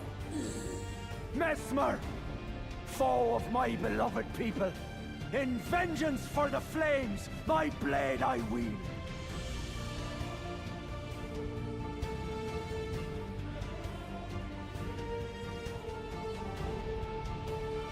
We meet again, I see, comrade in arms.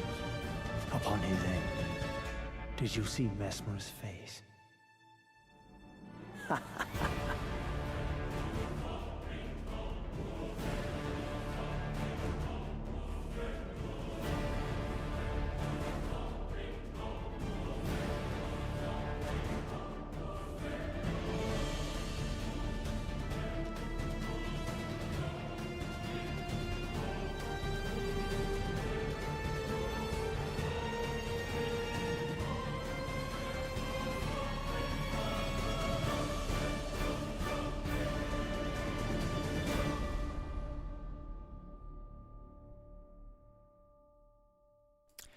And welcome back, guys. Welcome back to some Bingo Season 5. I am here with good old Zoodle.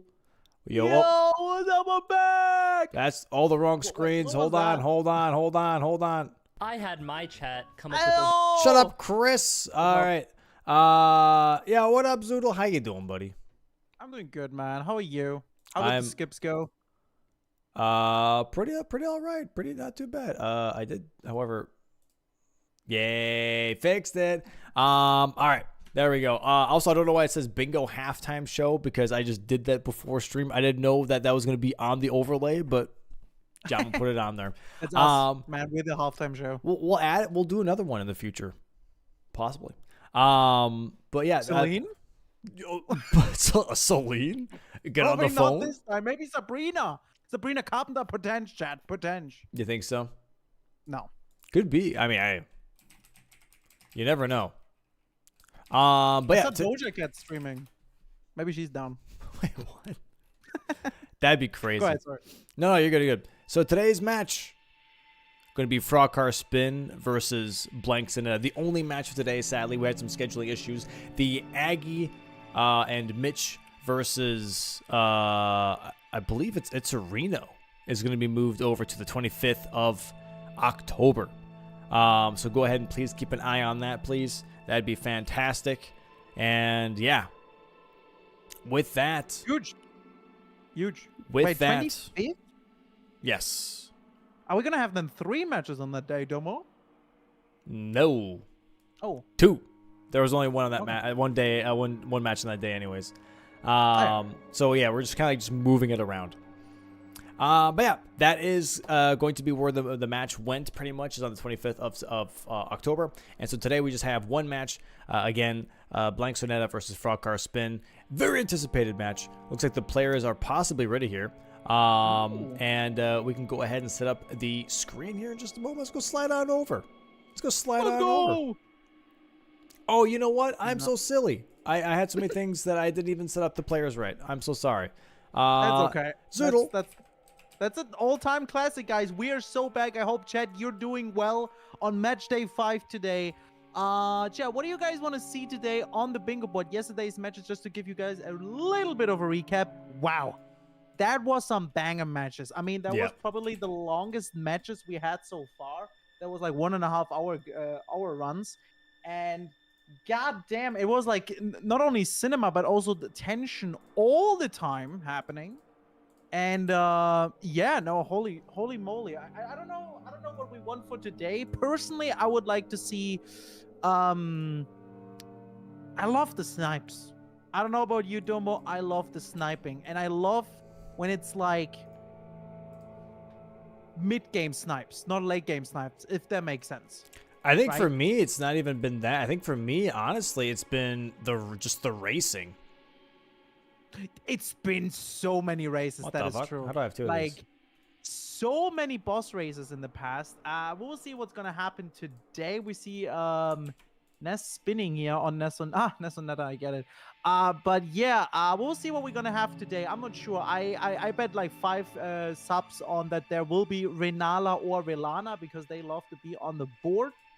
But I also, dude, the first match yesterday, Positive Vibes versus what was the first? It's Reno. That was the. I feel like there was a board with all late game squares existing in the entire list on one board. It was a lot. And it was a lot. And, it was a lot. I don't want to see that again today. I want something new. Maybe only early game squares. You know, switch it up a little bit, chat. Hope you're all doing amazing. While Domo is setting up here the scenes. Classic. They're all good. This is part of the halftime show, actually. They're good. They're good. They're all set up here. Just waiting for Ness to go live here instead of spinning in a circle. But I don't know. I would say, honestly, I would like late game on this one because we only have one match today. I would like it to go longer. You know what? That is true. That is true. That is true. Fair. Yeah, but what's your feedback on yesterday? Anything that was outstanding to you personally where you were like, wow, what the hell was that? I don't, dude. That we had 2 matches at 12-13 or 13-12. Yeah. I think was the most insane part. Like that, having 2 matches back to back with a full board is very not normal. That is true. Yep, that is. I gotta say though, I think in practice matches it happened a bunch of times. But it's definitely not normal. It's definitely not normal. No, I agree. We'll see what do you have here already on the Vagabond is a. What is that great sword? It's a fire from the fire guy, right? What's his name again? You know the name from Kood. Yeah, Kood. The Fire Knight's greatsword, I believe, is what that is. Exactly. And then this, it's not a. I mean, this pickaxe thing is actually not that bad. Honestly, it's not that bad. The pickaxe is pretty good. I agree. Yeah. And I think we're starting here in 5 seconds. Match here. Yep, 10 seconds. There's the prep time, guys. It's time for match day 5, baby! Bingo! Everyone Let's stop see really quick. how this goes. We have Center Square Larval Tears here. Okay, very interesting. Spirit Ash +4 for the summon as a base game. We haven't seen that yet. That's actually been something that's been kind of hiding, I feel like, this time around. Elemer of the Briar, another base game square that we haven't seen in a while. Roundtable Vike for base game as well. That's going to be really fun to see. Yeah. We have Melania on the board. We got a lot of stuff here. Trio is, I think, also new, right, for base game? Yeah, we don't see that very often either. Yeah, lots of things there that we haven't seen for base game players a lot. For the DLC, we've seen a lot of these. I would say Mariga, Florisax to Sleep, Rolana, Iris of Grace. But one thing that we maybe have that's new, maybe not new, but we haven't seen as much is Jar and Great Jar helmets. Yeah, I think that's new. I think that hasn't been there yet. That's a new one. I've seen so many practice matches, I can't tell anymore. Okay, yeah, that's fair. That's fair. What I already see right away is that there's acquired 2 Dragon Hearts for the DLC, and in the top left there's Kill Worm Drake, Dragon, Ancient Dragon combined square. Yeah. If we're talking a little bit about synergy, there is also Red Bear, Red Wolf is a classic one, but I see also Egon's Finger and Varese Bloody Finger, which is a little bit of a later square one. So yeah, it's kind of like what we wanted, like early game squares, mid game, and late game squares. Very nice. I mean, Grave Ghost and Glovewort Bell Bearing hasn't been done yet too in this season, but that's like a reoccurring square. That's not a new one. Yeah. Yeah. It looks like that base game has to kill, and I mean, the DLC also has to kill, but there's a bunch of acquiring, right? A bunch of collecting. Larval Tears, Hefty Pots, put Florisex to sleep. We'll see how this goes. And this is definitely going to be like a rush early on versus Tom here and Blanks. Larval Tier, Cinder Square. Like, they're definitely going to be racing on this. And that's going to be really interesting to see on which DLC player is going to actually, like, get that square. Because there's only one person that gets it. And they're both really fast.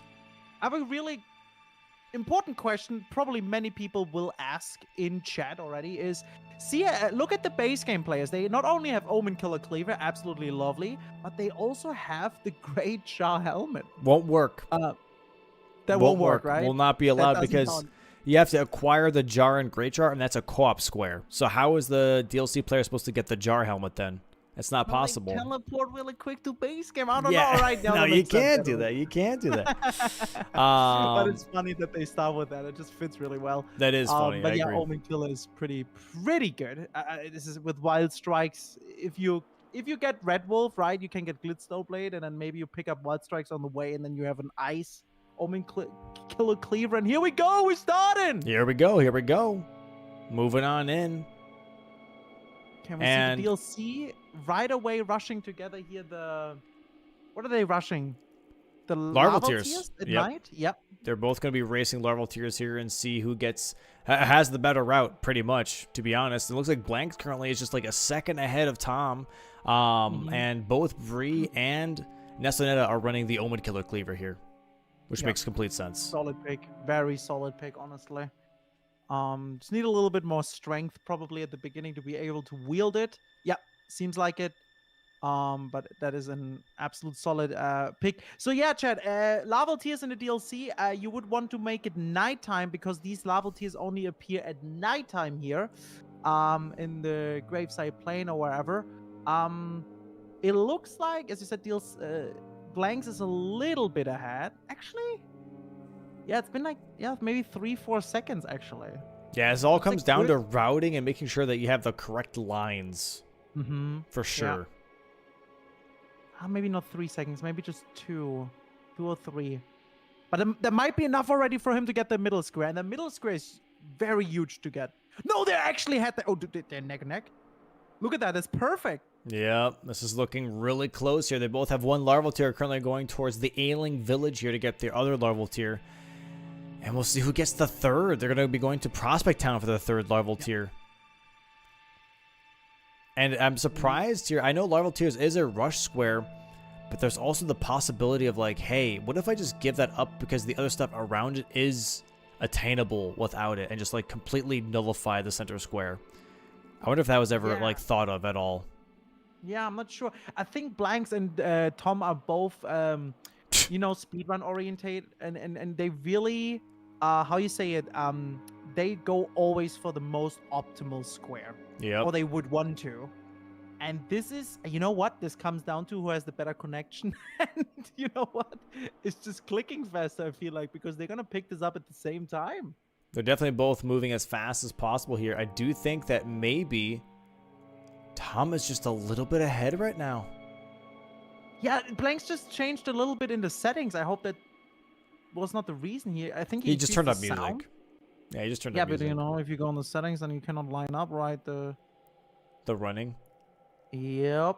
Yeah, it looks Yeah, like Tom Tom is might ahead. get this. Oh, Blanks got stuck in a Blanks rock. gets stuck. Yeah, that's it. That's it. You Yeah, can turn and around. even Blanks, his face was like, "Oh god, dude, I got stuck on a rock." Yeah. Like that's just I lose the square, and that's sometimes just genuinely how it is, especially with squares like these, where you know the route and you know how fast you have to go. If you get stuck on a rock, you're like, "Okay, that's literally the 1 second that I needed." Yeah.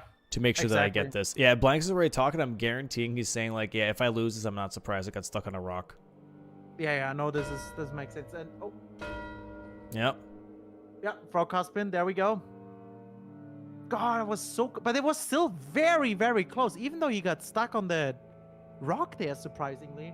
But yeah, GG's for FROGCARSPIN. Got the middle square now. We will see what they're gonna head to next. We see Bree right now on Harlech Tree, probably gonna pick up some Somber Stones, especially the money, the Lord's Rune, and yeah, we have Ness here in Mountaintops also picking up some money. Probably both want to get the money to make the Omen Killer work as fast as possible. And I don't know what they're gonna rush. I don't know what they're gonna go for. All right, now just a lot of setup. Yeah. I mean, feel like honestly, Red Wolf, Red Bear is a good one. Personally. Yeah, I was about to say they could just stick with the Omen Killer Cleaver. Maybe go for like a +6, maybe a +9 if they really wanted to, and then just go kill early game stuff, and then maybe swap over to a Somber Weapon. Yeah, like the Omen Killer, or the weapon is, by the way, guys, with Strike against Crystallian Trio, also fire, so that's great. Red Wolf is a very good pick, just because in the other corner we have Moongrim and Moonrefill, so that would work. And with Wild Strikes here once again against NPCs, you're doing absolutely fantastic. But yeah, we will see what they're gonna pick up. We are both heading to Leonia, so they might gonna both have the plan with the Red Bear. We'll see. We just saw the katana check here, by the way, for Tom, was Rivers of Blood. Not a good katana here, so they're going to have to look for a different weapon, possibly checking Round Table at some point. Oh, there is Dragon Hunter's great katana, I think, and yeah, for Blanks, which might be at Round Table. Huge pickup. Was it at Round Table? Are we sure? Not that there's again a hiccup like the last time with the katana pickup? I'm pretty sure. Because like the referees check the seeds before they post. Oh, they did. Oh, they check. Okay, yeah, well, they check every single seed. Yeah. All right, that should be fine then. Yeah, so yeah, I did not see Blanks at all go towards the dragon. Okay. Yeah, you're right. Bree is gonna pick up here some smithing 2s and 3s down in Shiva River. Ness right now, not really focusing on upgrading the weapon, actually rushing the Academy key, and maybe trying to beat Red Wolf as fast as possible just to get that done. Potential. Well, I don't know. Here's the thing: is I like Nessa's routing here a bit more, because you can get the smithing 2s and 3s while also getting the Academy key instead. So going downstairs for the quicker stones, sure. Okay, never mind. She's not going for the 3s. Not going for the 3. Yeah. She doesn't have to. 2s, right? Yeah. There's 2s early on in the gazebo, but like right after this Academy key is another gazebo with 3s. Yeah, exactly. So you could technically do that if you really wanted to. There's a nice TLEA skip. Chat, if you saw the skip section before this match, you'll know how to do that skip now yourself. Exactly. There it is. Also, upcoming YouTube video, guys. Be prepared and subscribe on YouTube. Thank you very much. Thank you very much. Captain_Domo. Or Bingo Brawlers. Just Bingo Brawlers. Yeah, all YouTube. Bingo Brawlers. Yeah, it should probably be there. Yeah. Good old Bingus 101 or something for season 5. All right. Yep. So Blanks and Tom are here going both towards Reprimand, just to progress towards Shadowkeep, and let's see what they're gonna go for next. Might hefty pots. I could see that happening. I don't know if that's the next goal. Yeah, looks like that. I would expect Blanks to go for Red Bear here, just to block out that diagonal now. Yeah, I agree. I think it's a good pick, because if they go for Red Bear, they kind of forcing either Bree to go for Viker or the summons or the dragon ones. And honestly, if they work right away after the Red Bear and Red Wolf on the dragons, it would work with the 2 dragon hearts for the DLC. So that could be a good diagonal. It could be a crazy diagonal, yeah. Diagonal. I can't say that word. Say it. Diagonal? Diagonal. Yeah, diagonal. Can you say that right? diagonal. Yeah, you good, you good. Okay, cool. Yeah, you got it. I got it, chat.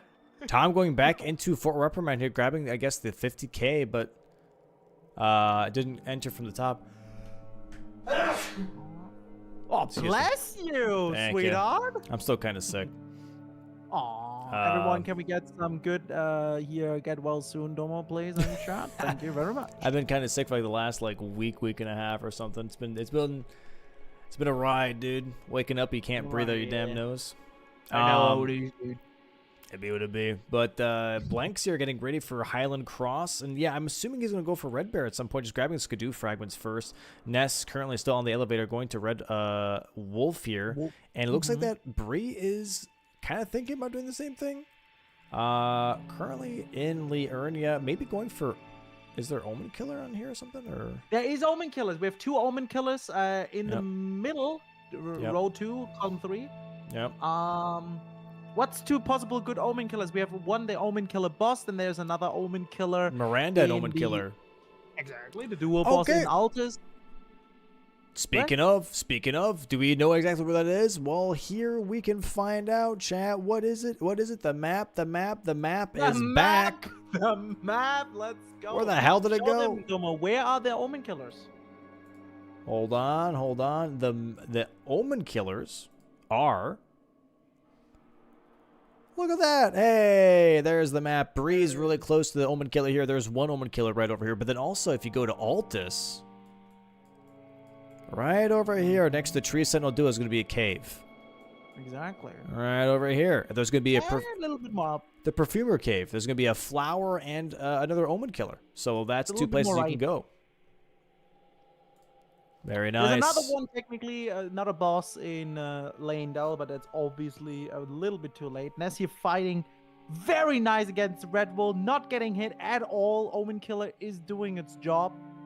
By the way, remember in season, was it 2 at the beginning or 1 when you had the map and it was like these Volkswagen Toyota cars driving on the map? Oh, yeah.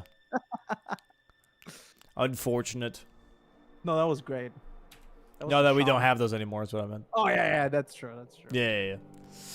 But we have 3 fights happening at the same time right now. Omen Killer here for Bree, Red Wolf for Ness, and then Red Bear for Blanks. Nice stagger here on the Red Bear for Blanks here. Should be getting a bleed very soon. Not going for the riposte here, greeting some R1s instead. Nice stagger from Ness. Repost. And that should kill Red Wolf. There we go. Nice Red Wolf kill here from Ness very early on. Making sure that they can block out that diagonal, but it doesn't even look like that team FROGCARSPIN are even looking at the diagonal. Looks like they might be focusing actually on that column 3, and given Iris of Grace is the only DLC square on that column 3, and then the rest is pretty much Bree forcing Ness to race her on choices here. And that could be kind of scary, to be honest, because if anything, Tom can set up Iris of Grace here already. They see that Red Wolf, Red Bear square, and then FROGCARSPIN going to be like, okay, you know what?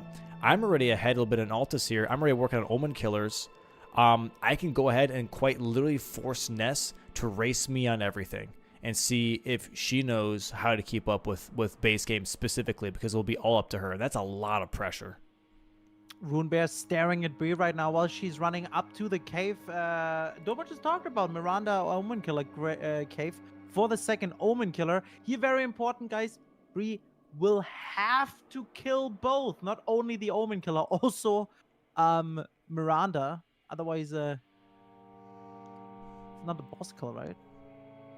Yeah, the Miranda and the Omen Killer.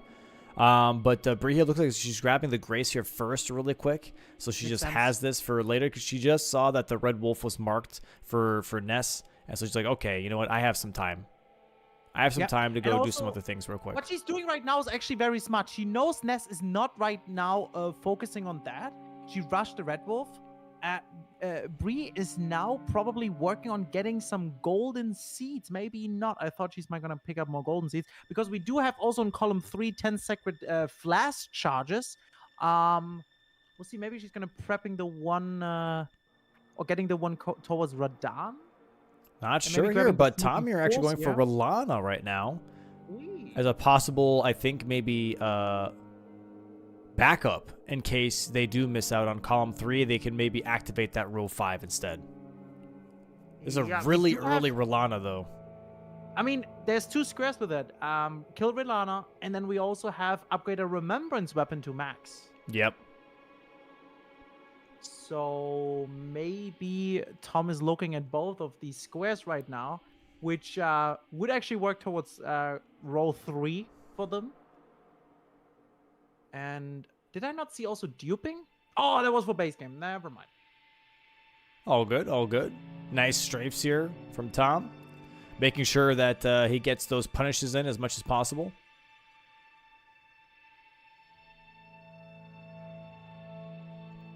Dom also is down a here fake with, German. What does I that don't mean? even know what I read that too. I don't even know what that What means. does that even? What the hell is even that?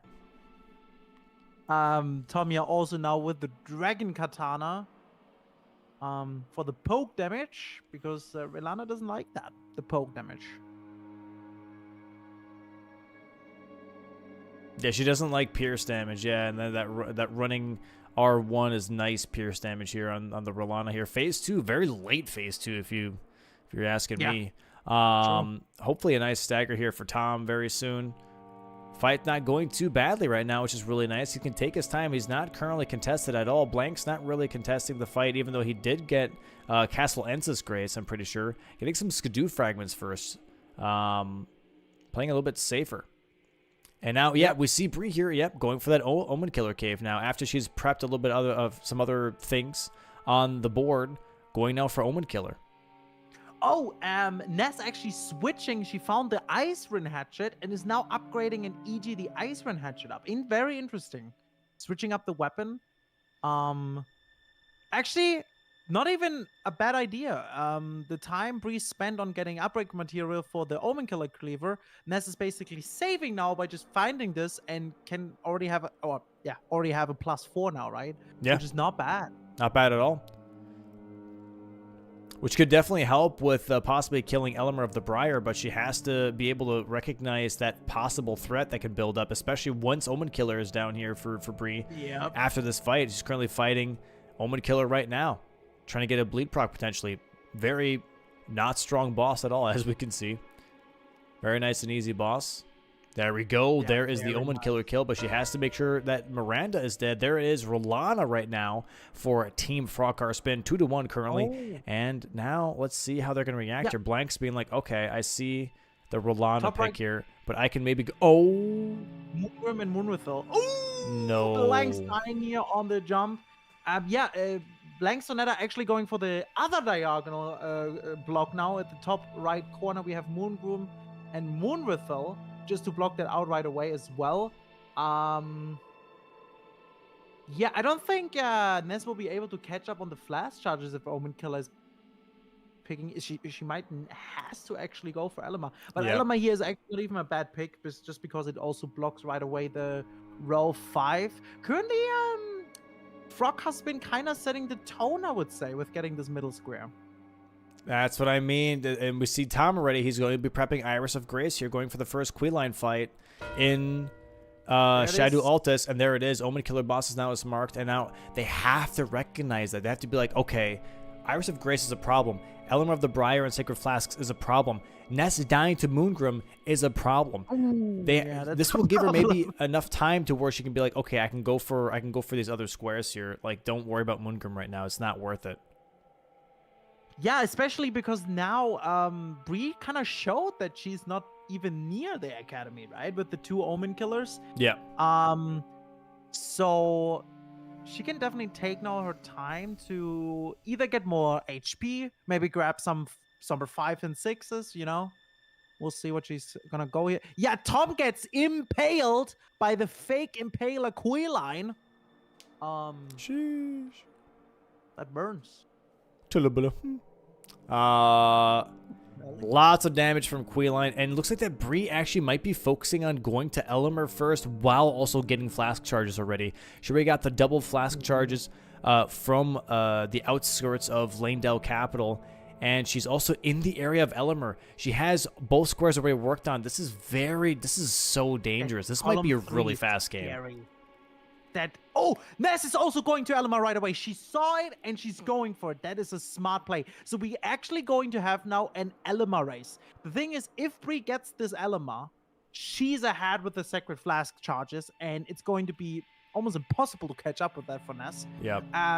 It really kind of comes down now to also, I feel like also a little bit on Blanks. He's not going for the give Iris of Grace at all. That's a bit scary. Yeah, I don't know why he's not trying to double block this. I think not recognizing how dangerous this actually is, this line.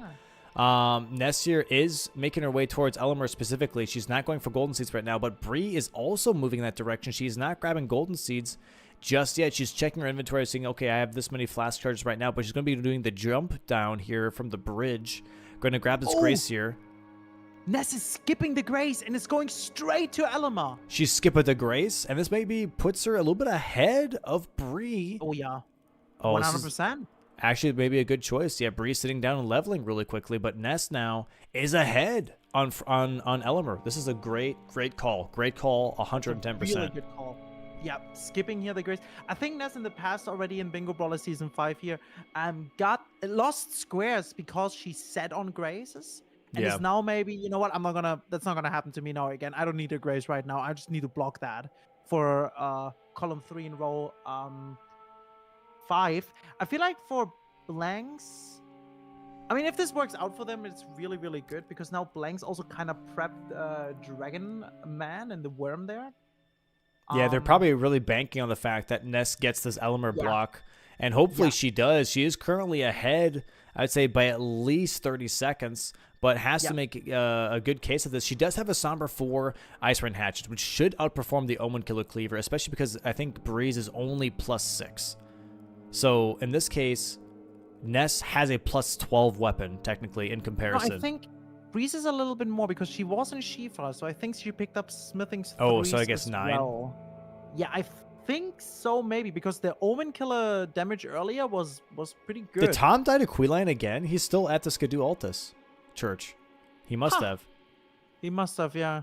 Tom's Kryptonite here being... Oh, my... God damn, Queeline is... Shish Kebab Central. Apparently pro BLANXONETTA here, because it's giving Tom a hard time. The thing is... I'm getting flashbacks to Season 4. Yeah? What was it that too? Yeah. Yeah, Tom had an incident where Queeline literally only jumped R2'd, and that was it. That's all he did. And then like Tom was like, "What the hell's happening?" He died. And it happened twice, I think. I just gotta say, Elamar, not the hardest boss, but still, if Ness does here a mistake, she might be one shot. Yeah, she only has on, she has no flasks. She has no flasks, so yeah, this is pretty much one shot. And guys, everything's open. Bree already now also at the elevator with flask shots. So here it goes. And Ness at Elamar. Let's see how it goes. Luckily, there is a Stake of America right in front of the gate. So in case one of the player dies, they can straight go back into it. Okay, but, Ness plays a little too safe here. She's got to swing more. I'd like to see some more swings. Bree's already in here now. Now let's see how Bree is doing this. It's pretty much same damage. I think Ness has a bit more DPS. A bit more. Actually, Bree deals a bit more damage. There's the Frost proc, though. This is going to be huge. This is going to be huge for Ness. Yeah. Oh, my God. This is definitely raised. There's the stagger. She takes the riposte. Not bad at all. Nice damage. Right, half health here on the Elamar for Ness here. Get some R1s in. She's not swinging as much as I'd like her to, but she's still getting her swings in. She's playing it slow. She's currently ahead. Gets her R1s in. Still Frost procced on that Elamar. It works. Bree, if she keeps this up, I think it's gonna be fine. Honestly, I think she's got it. She got the shield slam cycle. Doing really good here. A little bit too much the sword. Unfortunately, I don't know if that's just RNG or positioning, but look, another repost here for Ness. She just needs two more. Oh my God, this is a huge pick. Doesn't want to greed the R1. Really slow. There it is. Nope. Oh my God. Oh, it's not it. There we go. Oh my God, this is a huge block. Huge block. I don't think they understand. Massive block here, and Bree looks over and thinks, "God damn it!" I don't think they understand how close that block is. That was really if she did not get this, the game was over. Yeah, I think so too. And there's Bloodfiend Chief by Blanks blocking row 3 here. And now it's a 3-3 and everything's again open. That not only, you know what? This is actually insane, that block, because Tom died so often now on Queeline that he lost so much time for that given Iris. And now that Bingo's gone. Yep. Yeah, if Tom didn't die, I mean, even if he didn't die, it would still be gone here. So there was a lot of pressure on getting that Elemer for sure. So Ness being able to pull through and grabbing that Elemer was a big pull here for her team. Getting that block, and that was huge. That was good call and the right call, because I think if she tried to chase on flasks, I think she would have lost. I agree, 200%. That was the absolute right call, because Bree was 30 seconds behind-ish and still almost caught up, right? Yep. We have Blanks now here and the body gel picking up more hefty pots, about to block row 2 as well. And Ness is now back here at Moongrim. And I think, I'm not wrong, I think Blanks already killed Moonrithil, right? Possibly. Not sure. I'm not too sure, but I really don't like the fact that she's like fighting near the staircase here. It makes me a little anxious. Elevation always exactly. Magic. Always makes me a little anxious here. Bree currently in Altus. Tom going for backside Shadowkeep access right now. And oh yes, Blanks doing the classic hefty pots into sacrificial twig tech that he does. Also, Ness got impaled, but by magic this time, not by fire. Insane. Yep. We impaling today, Chad. We impaling. Yellow damage. Yellow damage. Me when I'm impaling? Yellow damage.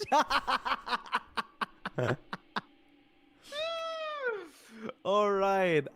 Bree now back in Altus, probably picking up more flash charges just to get that. Yeah, there's hefty pots. There's hefty pots. Blanks.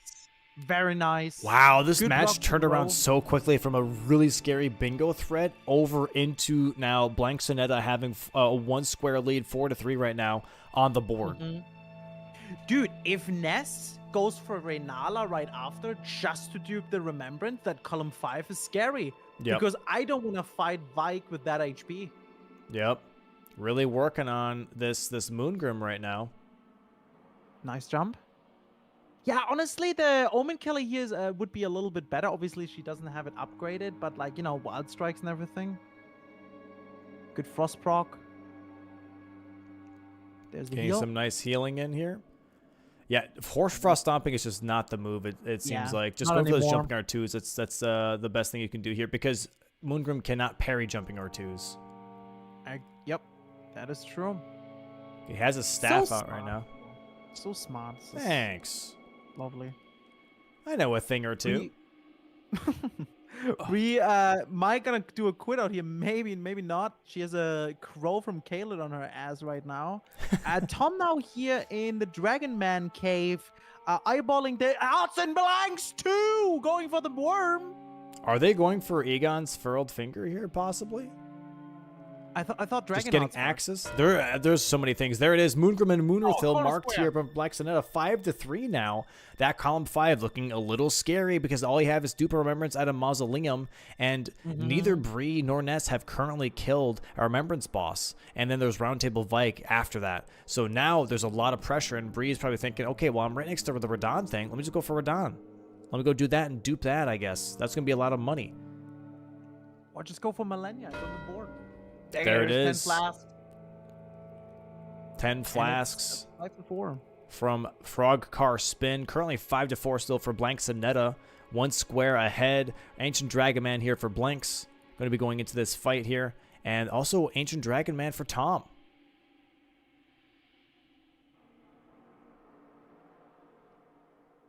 And yeah, looks like Ness is going to go for... The rod. What? Looks like Bree's grabbing the rod, potentially for Radahn. Yep. And it looks like Ness is going to go for Reynala here, so we are going to have a little bit of race yet again. Is it Reynala or Radahn? Which one's going to die faster? And I think, honestly, Ness might win this race. I think so too. With the +4 Icewind Hatchet, the DPS is actually great. It's really And, good. Yeah. Yeah. But also, I she's mean, it way is- closer to her boss fight. Like, she still has to go through Redmane Castle. She has to listen to the Jaren and then go down the elevator and then get into the fight. I think Ness here is already at the boss. So, unless she messes up the duping or messes up this fight, this is going to be a force square on column 5 for BLANXONETTA and a huge bingo threat. It's so interesting, right? From a bingo threat in column 3 to a bingo threat for the other team in column 5. I'm just not sure how the Icewind Hatchet on +4 is gonna perform in second phase because of the magic and everything on it. But let's see. Actually, look at that DPS. Really That is good. great. Really good. Oh, Should be a frost proc here very soon. Almost one cycle this. Yep. Don't Well, hit it would have been a it, one kid. cycle if she didn't accidentally hit that other student. But that's completely fine here. She has so much time. Like, she's almost in phase 2, and Bree still has to go down the elevator for Radon here. Yep. So this Raya Lucaria play was actually a huge play. This was a huge play for Team BLANXONETTA, that going for early Raya Lucaria. It opened up so many options for them. And there it is. Phase 1 already done here. And Bree still isn't in her fight yet. And Ness showing here incredible speed overall. Oh, man, she doesn't do the tech, though. She doesn't do the tech. Chat, if you're fighting Renala, when she charges up her beam for the first time, you can jump R2 her, and it will not cancel out her beam. So you get to have a free jump R2, then you go behind her, and then you charged R2. And some weapons give you a stagger just off of that. But still, fantastic damage Look at here. her DPS, though, Yeah. with +4. There it is. Frost damage here. It's the perfect summon! Dragon here doesn't really do much. He just has to be careful. Gets R1s in. One more R1 takes it here for Ness, and she'll have a Renala kill. Dragon. She Oh, rolls it. nice damage. Nice Oh my God, patience. that was so fast. That was so good. That was so good here. And Bree currently in the Radon fight has the Rot proc active, I believe. But sadly, not going to have enough time here to compete with Ness on duping. And Ness immediately going straight towards that mountaintops Mike. Oh mausoleum. my God. Oh my God, look at that damage though from Bree too. Look at that damage. Yeah, that's great. That's really good. +9 right at this point. With Rot. Oh, I was so close again. She's going to get sniped on that too. Tom is a little bit ahead here on putting Florsax to sleep. Florsax to sleep. Yeah. Looking pretty good. Getting here now the... Where's Florsax? Row? 4 block. But it really comes down to base game and column 5 right now. Yep, column That's 5 is still going to be a going, big one, especially only 30 minutes in. Having to deal with Vike 30 minutes in, that is a doozy. But Ness here has all the time in the world because Bree still has to wait for the cutscene and then has to activate the Grace. So Ness here has a good amount of time. 5-5 right now, currently balanced, and this is going to tell Ness, like, hey, I got time. I don't know why she's going for the Grace here. Just get the damn dupe. You don't need the Grace! Yeah, what is she doing? Why are you getting the Grace? Just go for the damn square. What are you going to do, get stomped You don't on? need Castle Soul! There's nothing! There's nothing. Absolutely nothing. She also didn't do the skip. Maybe something to write down on the notes for Ness. Maybe after watching this again, there's a skip in mountaintops here that gets you a little bit, actually a lot faster. Oh yeah, Bree just tried to do the skip and she just died. Well, that's why she doesn't go for the skip and she just goes the safe way, I guess. Do you have to knock all of the skulls off on this one? No, it's a lot less on this. He has in general less. You just need to knock off two legs always. Should be enough. Just taking a little bit. This is taking a little bit longer than I it's taking expected. A lot longer than Oh, you. there we go. There it is. There it is. Yeah. All right. Yeah, this is going to be a huge pick.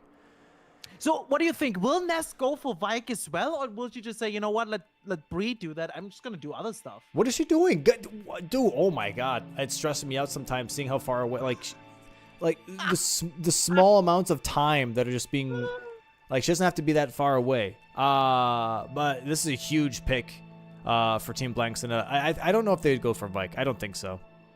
There's the dupe. There's the mark. Huge. Yeah, Bree here trying to put out a fire, but currently not being able to do so. Gets sniped on Elemer of the Briar and then gets stopped here again at duping. This is looking like a tough position here for FROGCARSPIN and a really good driving position for BLANXONETTA right now. Going for Vike right now is rough. I mean, she got some HP now, but I don't think Ness is going to go for Vike. I think she's thinking right now, what should I go for next? I could go for Spirit Ash, maybe Purified Crystallian Trio, you know? Work on that column 4 potential. Okay, we I mean, honestly, that would be actually great. If Blanks... Oh, he's not going for Dragon Arts, is he? Because if they would now force basically Breathe and right after to go to Malenia, that would be rough. Yeah, that is true. That is very true. No, it looks like he's going for Mariga. Okay, it looks like that Ness, honestly, this is not a bad play at all. Ness here is like, okay, I just have a huge threat on column 5. I'm going to go upgrade to +9 now. And so I think she's going for Altus Tunnel right now to grab her Sombras 4, 5, and 6. And then go for Lake of Rot 7 and 8 to get that Ice-Run Hatchet to +9. Yeah. And Bree here is going to be going for the Falling Star Beast and maybe the Smithing 5s here in the Celia Crystal Tunnel. That's a good call from both. Don't get like too fast. Just run to Vike and then die over and over. Getting you these Smithing 5s will help a lot. Not sure if she's gonna finish the Falling Star Beast. I wouldn't think so. No, it looks like she just wanted to grab the Smithing 5s. Yeah, we do have Falling Stars on the board in column 2, row 1. Yep. But that's right now not important. Vike is so much more important. There's Demi-Human Mariga here now for Blanks. Nice. And BLANXONETTA here marking that square 7 to 5. Dragonheart bosses here for Tom as he's working towards a Ghost Flame Dragon. Honestly, if I would be Ness, I would not even care much about Vike. I would also try to upgrade my weapon, but then just go for Spirit Ash +4 just to block the last column that needs to be blocked for majority, and keep the momentum and speed up to get squares after and after. Because right now Bree has to go for Vike, and that is a time sink. Yep. Maybe even going for Grave and Ghost Bluff Ward. It's also another good one. But yeah, Tom working here on that Ghost Flame Dragon. Pretty rough with the katana. Yeah, because it's not holy and it's not strike damage, I believe. That's what they're weakest to. Exactly, yes. So, yeah, not unless it's like a normal dragon. If it's a normal dragon, then the Dragon Hunter's Great Katana is fantastic. So, but still great damage here from Tom. Nice. That should be 2 Dragon Hearts here. Good now, yeah. There it is. Great Nice patience from column Tom, block. by the way, waiting for the Dragon Hearts to actually be on screen because it says acquire 2 Dragon Hearts. So you don't mark on enemy felled, you mark on when you get the Dragon Heart here. So really nice pickup here from Tom and making sure that he does mark correctly. 7 to 6 right now. They're only 1 square behind. This is still anyone's game. Very much anyone's game. Yep. And do we actually see... I think Bree is going for Vike. Vike now. She has to. She has to. Oh, boy. I mean, honestly, Bree has done that since season 3. And I think the weapon is pretty decent as well. Yeah, she can't risk it. And she can't risk it. Yep. Let's see how this goes. Nice Drake here from... Honestly, damage not bad. It's yellow. That's yellow damage. Yellow damage in chat? Yeah, see how this fight goes for Bree. This fight was a menace in Season 3. This fight, people hated it. Well... And you know what that means? It was good content. And so with that, upgrade Remembrance boss to upgrade Remembrance weapon to max. Now we're even again, 7 to 7. 7-7, yeah. Oh, Vike is hitting so hard. Yeah, here. he hits It's like a truck. insane. This is the one thing that's good for Bree is that she does have the 10 flasks that she marked before, so she Yeah, does have that's good true. healing for this fight.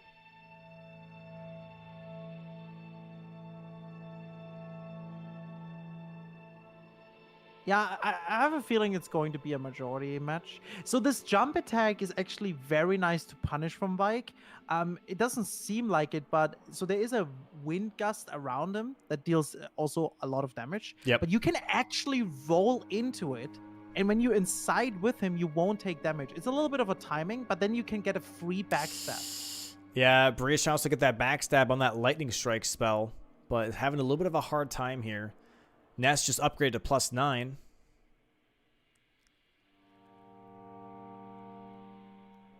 We love that yellow damage, honestly. It's looking pretty good. It's very nice. There will be a heal happening, most likely. There it is. Full HP again. Oh, this is so Yeah. rough, right? You see how you go like past half HP and then it's almost full again. It's frustrating. Okay, it looks like Tom is going back to Queen Line again. Yeah, he still hasn't finished Queen Line. He's like, all right, fine, I'll go back now. I have a bit more damage. I have more resistances. Queen, I'm really giving him a hard time here today. Yeah, I'm a little surprised. looks This good. cancels the healing. Very nice. Very good. So what's Ness doing now next? It doesn't look like she's going for Spirit Ash. It doesn't look like she's going for Grave Cloth. She's Ghost going Cloth towards Altus here. War. Ancient Dragon potential, maybe for the corner. I don't know. Maybe Lanciax. Maybe she's overall getting progression, knowing that Bree is most likely wasting her time on Vike. Yeah, maybe potential. Yeah. Bree here has no There's more a falling healing. stop beast up there. Potential. There She's is. Getting the grace for that. Yeah.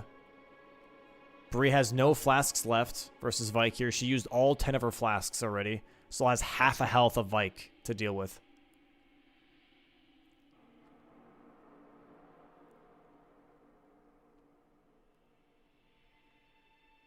Very nice. Keeping here the distance. Magma Worm. Okay, so yeah, looks like that Blanks and Ness. Oh, Ness going for the Lanciac skip here.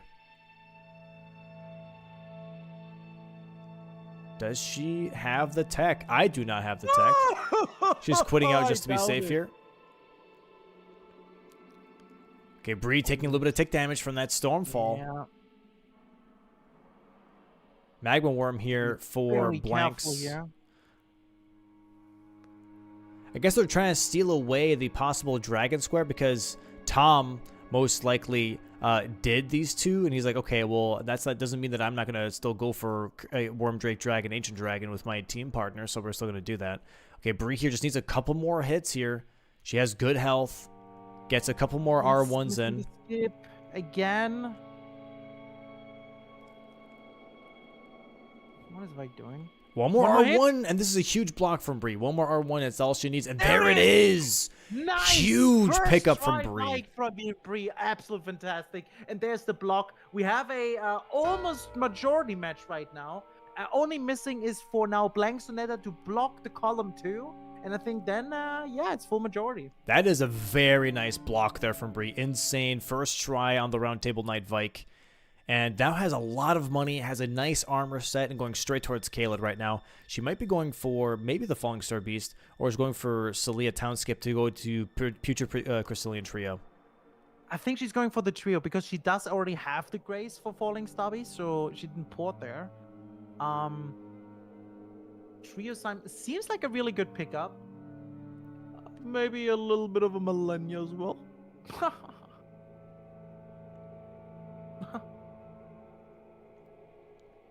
I doubt Melania will be I on doubt screen it anytime too, man. soon. Trying to hype up chat a little bit, right? 8-7 here right now, chat. FROGCARSPIN versus BLANXONETTA. Please make sure to subscribe in case you haven't. To skip those ads. Those lazy ads we hate. I'm surprised that Blanks here is going for the Ghost Flame. Oh my god. Just took an infinite amount of tick damage here. But I'm surprised you're going for the Ghost Flame Dragon here and not going for the dragon that drops Egon's finger instead. You get the dragon for that. And also get the finger. That's a Drake. Is that a Drake? Oh, it's a Drake. Okay, never mind. It's a Drake, right? Yeah. Because Yeah. yeah, So I guess he's going to do dragon and then Drake. And then Ness does Lanciax. He already did Worm. He already did Drake. And now he's doing the dragon. So Ness only needs to do the Ancient Dragon. I guess so, but he didn't do the one that I wanted him to do. Okay, well then. Ban them! Get him out of That's here. the win for Blood. Get him outta here, dude. Spin, guys. Yeah, I don't know why if he did do the Drake, I'm surprised that there wasn't. Maybe it was the Furled Finger one, but it didn't seem like it was. It seemed like it was just like the normal one. He did the first one, not the double one. Yeah, that's what I thought. Okay. Yeah, it looks like that Tom is really focusing on Iris of Grace here. It's one of the last DLC squares on the board. I think the reason is why he went for the first one is just simply because he saw that Tom already has 2 dragon hearts. Yeah, it might have been. And since yeah. Bree was now not wasting, but had to go for Vike, he basically gives that way more time for Ness to go to Lanciax. Excuse me. Altus Plateau here. We're currently at. Oh. Okay, looks like that we're going the long way now. It looks like the Lanciax skip is not going to happen for Ness. It is a very hard skip, apparently. It's very finicky. So going all the way around here just to save time and not waste too much time trying to do the skip is a good idea here. Bree here now going down to it's currently in Weeping, I believe. Am I it crazy? looked like Weeping. Maybe it's not Weeping. No, maybe this is Misty Forest. This is Misty Forest. This is Misty, yeah. Going we doing downstairs? Oh, for the Glove Bell World. Yeah. She's gonna go. She killed I'm Radan sorry, already. what She did you needs just to go say? down and pick what? What did you say? Glove Ward Bell Bearing. I said. She's gonna go for the Ghost Glove Ward Bell Bearing. Since she killed Radan already, she just needs to go down and pick it up. There's nothing else. And then she can go back to the what's it called, the Windmill Catacomb, I think. For the Lightning Watchdog to get the Grave Glove Ward Bell Bearing. I think it was Windmill, right? Sorry, I had the refs just ask me a quick question about the jar and Great Jar. No. The Grave Glove Ward Bell Bearing, was that the Windmill Catacomb? Was that the name of the catacomb? I think it's Wyndham. Yeah, I think you're right. Wyndham? Oh, I thought Windmill maybe. Okay, No, it's Wyndham. Wyndham, alright. So yeah, Blanks is here doing a jowl for the 3 Ever Jowls and 2 Ever Jowls and 2 Jowls combined square. A little bit of a time sink of a square, but I mean, you know, might as well finish that too. And here we have I'm a bit worried because they do need to still block column 2. BLANXONETTA, I mean. Yeah, they probably will. You do get the Great Jar helmet here. True. In this jail, so I think Blanks is doing both. He's going for a clear jail, but also get the Great Jar helmet at the same time. Yeah. And just because, I mean, I know it, just so chat knows. Domo, where do you get the jar, the other one? After you kill Radan. Oh, here we see a cool skip here, by the way, from Blanks. Nice. Very nice. That is the same skip that you used for Lamentor that I showed earlier today, chat. There's the Great Jar helmet. The jar helmet you get from Alexander after you kill Radan. You go towards Mount Gelmir, actually. And you know where that magma worm that comes out of lava is? That's where Alexander is. And if you talk to him, he gives you the helmet. Yeah, he's like bathing in lava. Yes. Very nice skip there from Blanks, by the way. Yeah, that was huge. That was pretty good. And here it is. Tom giving the Iris of Grace is going to be a square for FROGCARSPIN. 9-7 currently. They're 2 squares ahead. But this tells Blanks, hey, I've been working on all of these co-op squares. I'm not even worried. Nescaps here dies on Lanciax. She doesn't have a lot of HP. And we have now Bree, going for that catacomb I just talked about with the Watchdog to get the corner square Grave and Ghost Glove Bell Bearing. Which brings them then to 10. I'm not sure if she's gonna rush to dude, honestly, with this whole Lanciax and stuff, I feel like Bree could literally go for Crystallian Trio and then for Millennia. Potentially. Here we have Swordmaster Ons getting absolutely decimated by Blanks. Very nice. Very, very nice fight. And now he's gonna go. That's his first jail, by the way, for Blanks here, and has the Great Jar helmet. And now we're going to, it seems like backside Shadowkeep, maybe going to be getting backside access for Falling Star Base. Oh no, he's going to go for Bonnie Jail that he grabbed earlier for the Hefty Pots. Yeah. Oh, very nice. Going to go for the 2 jails here. It's already 2. Very much progressing a lot of stuff here. Tom here going to go for Egon's Finger from the looks of it. One thing I would like to point out again is how, even though Tom died so many times to Queerline, very embarrassing by him. I'm just kidding. That they still kind of turn it around, like 9-7, so many squares. It really looked like for a moment that BLANXONETTA pushed FROGCARSPIN back, but now they're turning it around again, and that's very honestly surprising and nice to see. Very nice gameplay by all players here right now, honestly.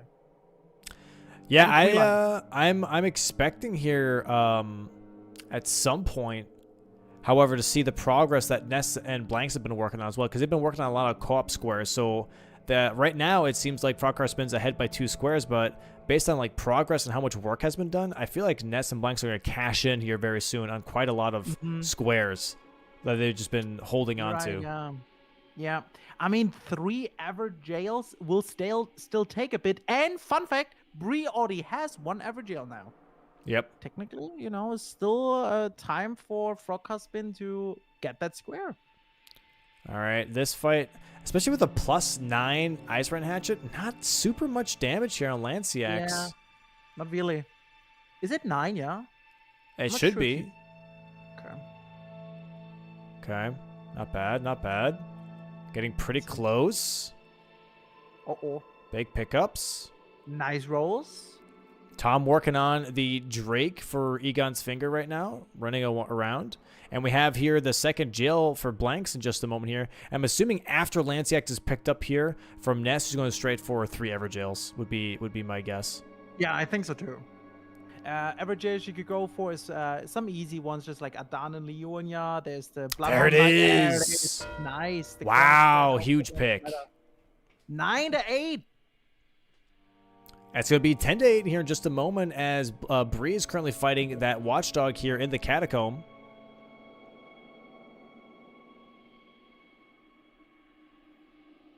So yeah, there's the Crucible Knight, Bloodhound Knight, and Limgrave, Adan and Leonia, both technically in Leonia. A lot of easy picks, especially here with the Icewind Hatchet +9. And there it goes, corner square here for Bree. 10-8. Yep, there it is. And now, is she gonna go for the Crystallion right away? Because that's what I would do with that thing. I'm really not sure here. Second jail though right now for and there's the mark. Oh, no, that was a unmarked mark. Yeah, I don't know what she unmarked. Yeah, she marked it and then 11 seconds later unmarked it and then marked it again. That's all okay though, right? Because she already got it. Yeah, I don't know why she unmarked it to begin with. Did she think that she didn't have it or something? I'm not sure. Maybe she unmarked it by accident. Just maybe. The keyboard or something, you know, and then marked it again right away. Yeah, could be.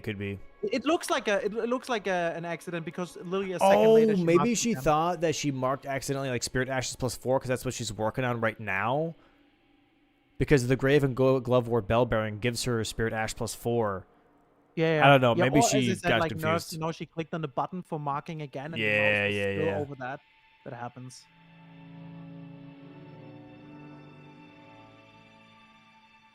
But yeah, Everjail's here from Ness right now. Crucible Knights. Yep. And it looks like that actually Tom and Blanks are racing a little bit on the Jagged Peak Drake here. But again, a co-op square. So it doesn't really matter necessarily what the DLC players do here. Getting it is going to be nice, but it's not going to guarantee the square. That is true, yeah. There's going to be a Spirit Ash +4 square marked here. And honestly, this could be something from Bree that could be really mean and devastating. Oh, nice at the end. Oh, wow. But Tom needs some fire protection today because he just gets burned left and right. This is insane. I don't think it really matters. I'm not going to lie. The problem here is that for Bree, she can get Spirit Ash +4, and then once she has that, go for Putrid Crystalline Trio and force Ness to do Melania with her, because that's 13. That is true. Yep. That is true. Honestly, could also just force Ness to go for Melania and then do something easy like Falling Stubbies. Could do that too. Yeah, as soon as Bree gets Spirit Ash +4 in Trio, there it is. Now all of a sudden, so quick. You're in deep shit. Because now you don't know. Deep shit. BLANXONETTA now really is looking tough. They do have the John Greatshot prepared. They're right now preparing the Egon's Finger. They prepared Everjails. Like, I feel like left and right, everything is prepared. But it doesn't help when now Bree just gets all these base game squares. Yep. And so, it looks like that. But like at the same time, like what did Blanks do, right? He's done with DLC. DLC squares are done. I mean, that's all he can do, right? Oh, Ness is going to go for Radon here and go for the jar helmet. Bree is already on her way there. She's currently in the crevice of Mount Gelmir, going to go towards Alexander, and Tom is going into Tom's the already jail. down, yeah. They're gonna snipe that away. Maybe he's gonna... If Tom finished now 2 Jals, Bree just needs 2 more Everjails. Right now, Ness needs only 1 more Everjail to get that... No, 2 Everjails. 2. I think she just did 1. Yes. She did Crucible. Oh, I don't know if this is right now the right play. This is a tough call. It really is. This is a tough Is one. there any way that she... No, there's no way that... This is the thing. There is no way that on this board right now that tells Ness Bree did Radon. Nothing. Yep. And again, dude, you remember we talked about that benefit that Ness had going to Raya Lucaria because Renala was right there. Now here's the thing, though, is that Bree has the benefit of doing Radon. Yep. Because now she just goes straight towards Alexander without having to do the Radon fight. And now we're in a little bit of a trouble. Yeah, this is a tough position right now for BLANXONETTA. To turn that around is going to be really, really tough because let's say Bree and Tom snacking away this double jar one, right? Yep. I know, I don't know. That would put them at 12-8, and they're going to win by majority potentially here. And then you just do Malenia for fun, honestly. Nice skip by Tomia as well, grabbing the jar now. And Blanksia almost done Very with the nice. double Drake for Egon's finger.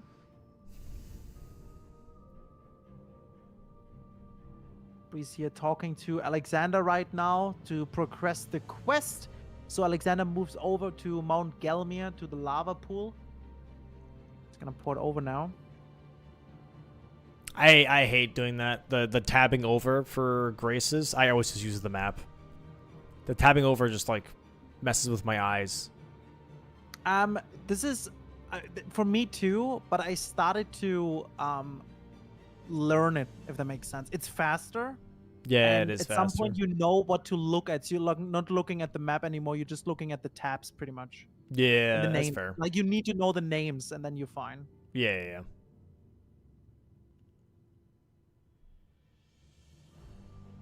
Oh, one more hit here, maybe one more poke for Blanks. Tom doing really great at owns right now, getting a stagger here and a repost with his massive katana. Also, his dragon katana is pretty long too. And there it is. Finger here for Blanks.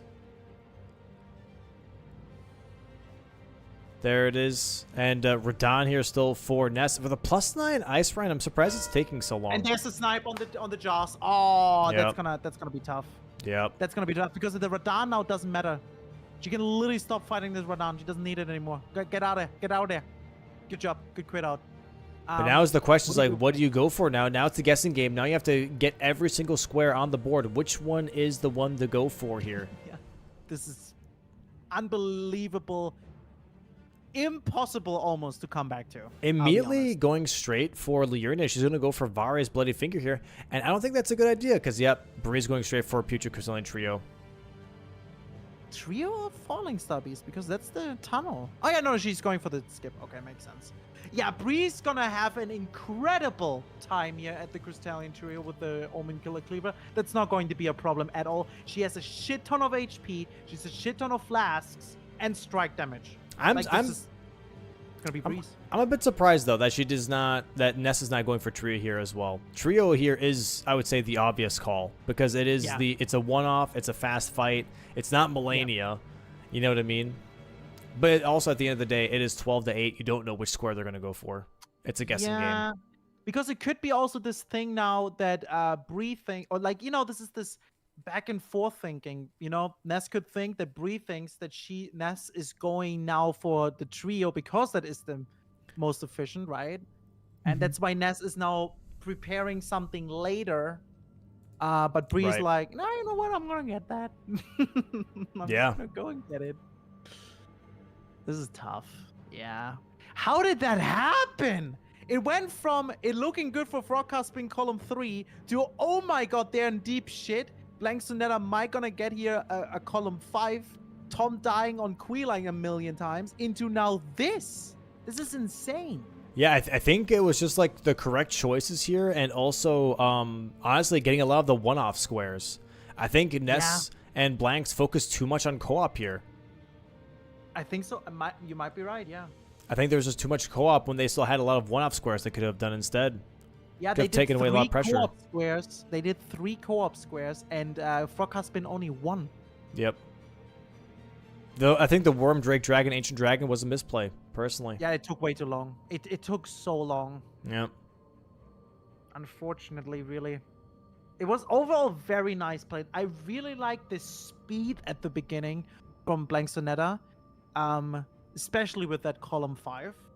But yeah, FROGCARSPIN really turned that around in a very nice way for them. We now already on the way in this cave to the Crystallian trio. As I said, it's going to be a chill one. Yeah. With this weapon.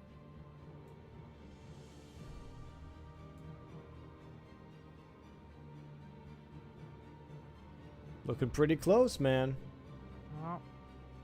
Very interesting. I think this match is also for BLANXONETTA a really how you say it. Actually, for both teams, very educational. A lot Learning to experience. Learn. Yeah. Learning experience. Yes, thank you. Just because of when to go for combined squares or not, right? And then also when to pivot off of things and stuff like that. It's overall a very good match. Yeah. Here we are, trio now for Bree. There's going to be the Cuckoo's Everjill, aka Balls for Ness. And Tom, you're going to go into the hinterlands to get that Falling Star Beast behind the hinterlands here. And it looks like that Blanks is doing the exact same thing right now as well. Just trying to get some progress.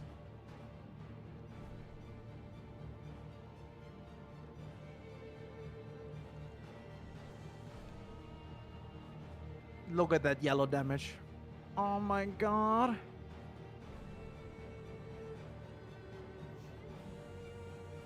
Bree just has to be careful here not to have a trio incident. These guys can be a little bit menacing depending on how their RNG goes. Dude, she should just wild strike. Yeah. That would be the move. One of them down now. This will be a square for BLANXONETTA here in just a moment. That is 3 jails. There it is. Very nice. 3 Everjills and 2 Jowls. If Bree clutches this, it's over. Yup. And as I said, Crystallian trio here with the Omen Killer is a breeze, man. It's chill. Use wild strikes. And here we have it. Ness now making her way towards Future Crystallian trio. And it's looking like a GG's here, actually, from FROGCARSPIN. That is the second Crystallian trio down. Just one more left for Bree, and it will be over. That was the first win for FROGCARSPIN. Hot damn. Hot damn. Hot diggity dog. There it is. Only a couple hits left.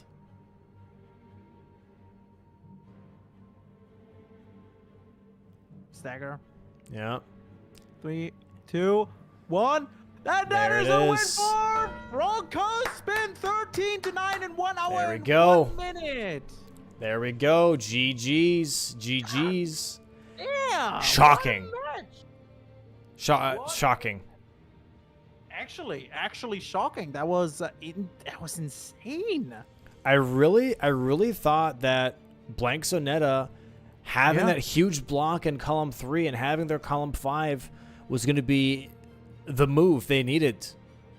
It really looked like it. Honestly, it really looked like it. And I think, as like you said, too much focus on combined squares. The Drake, Ancient Dragon took too long. And while Blanks had the time to prep these because DLC graces were already gone. I mean, Tom got a bunch of DLC graces here. This is 1, 2, 3, 4, 5, 6 DLC graces for Tom. Squares, not graces, sorry. Squares. It's yeah, not bad. Really well played. Yeah, I think genuinely in this case the co-op squares kind of got to BLANXONETTA a little bit. They just did them like the ancient dragon Drake worm square. Yeah. Yeah. Just cost them a little bit too much time. For sure. Damn. Give Tom enough time to catch up. Yep, exactly. With these the Quilline incidents, it then didn't matter anymore. Yeah. Good for Tom, and what a match! What a match! Very nice match. Very nice match. That was really good to see. 13-9. What is that on the board? Do we see anything? Any picture? Any picture? Yeah, any, sometimes they draw something. I see nothing. I'm not sure, but hey, there it is. Yo, FROGCARSPIN, GG's. Damn, Tom, you died on Thank Quilline a you. bunch of times, huh? Dude, what even was that? That was ridiculous. I got stun locked like those 3 times. Yeah. It was tough. It was a very tough start. Light load. I should have fought light load. So yeah, this was a very interesting match where it was like starting with a huge threat, losing that threat, then having to deal with a big threat, and then bouncing back, and then putting the board back into your favor here. What was the overall conversation that was happening between you two once that first column of column 3 was blocked out? Bree was telling me I need to block row 4. So I was feeling bad because I was struggling on Iris of Grace for a long time. And then I kind of pivoted into like map progression for the square. And then kind of split progress on Florisex and Iris of Grace to kind of hopefully get one of the squares for the row 4 block. Yeah. And then Bree was identifying that she needs to get the dupe. But just was unfortunate that the realization might have been a little too late. Yes. Because Ness was just in the Renala fight already and had us beat on that. My Radon was pretty good. Like, there was a chance I caught up, but like the proximity that she had to Renala was just like too good. Like, yeah, she's just a squishier boss. When you're not waiting for a square for her, it's pretty quick, right? Yeah, you were catching up. Your damage was amazing. You were really fast, and at the end it was really close because Ness took a little bit her time there on the mausoleum, so it was close, really. Yeah, and Bree almost got the 1 cycle too on Radon, which would have been maybe the game changer. I do think I should have gotten hefty pots. I was a bit indecisive because we were worried about row 4 more than column 5. So I grabbed the hefty pots, and I think I would have beat Blanks to it if I just went for it, but I was focused on row 4. There was just too many squares to go for at once that I couldn't get them all. Yeah, there was, like, in theory, with what they had available to them, because we thought they were going to push Academy and we were going to race them, and then I was like, Tom, what if we do something entirely different?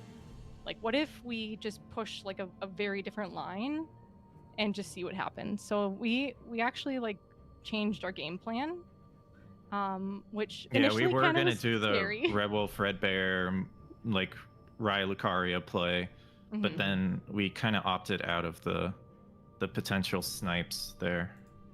Yeah, but yeah, it was kind of like, of course, as soon as column 5 built, I'm like, well, yeah. Get to revisit Vike, which, like, your favorite. I've lost like practice matches from the previous 2v2 season to Vike, so like I've practiced him a lot, but he's so scary. He does so much damage, as you guys saw. Yeah. Also, welcome in, by the way, GG's BLANXONETTA. GG's, guys. What a match. Good game. Good game. Amazing pressure Good game, from you guys. guys. It was so well thought out. Yeah, I was questioning why Blanks went for Bloodfiend, but then he went for Pots, and I was like, oh, column 5. Okay, that's bad. Yeah, for BLANXONETTA here, I'm curious to kind of walk through this. So obviously the huge block there on column 3, and then kind of progressing your own column, which is column 5. What was the conversation after that for you guys? Because we did see Nesco upgrade her weapon to +9, which obviously is always like a great idea. It's like when you have time, might as well utilize it to strengthen your character as much as possible. But then, was the game plan at any point to actually go for Vike, or was it for you guys like, okay, let's just push majority as fast as we can? Yeah.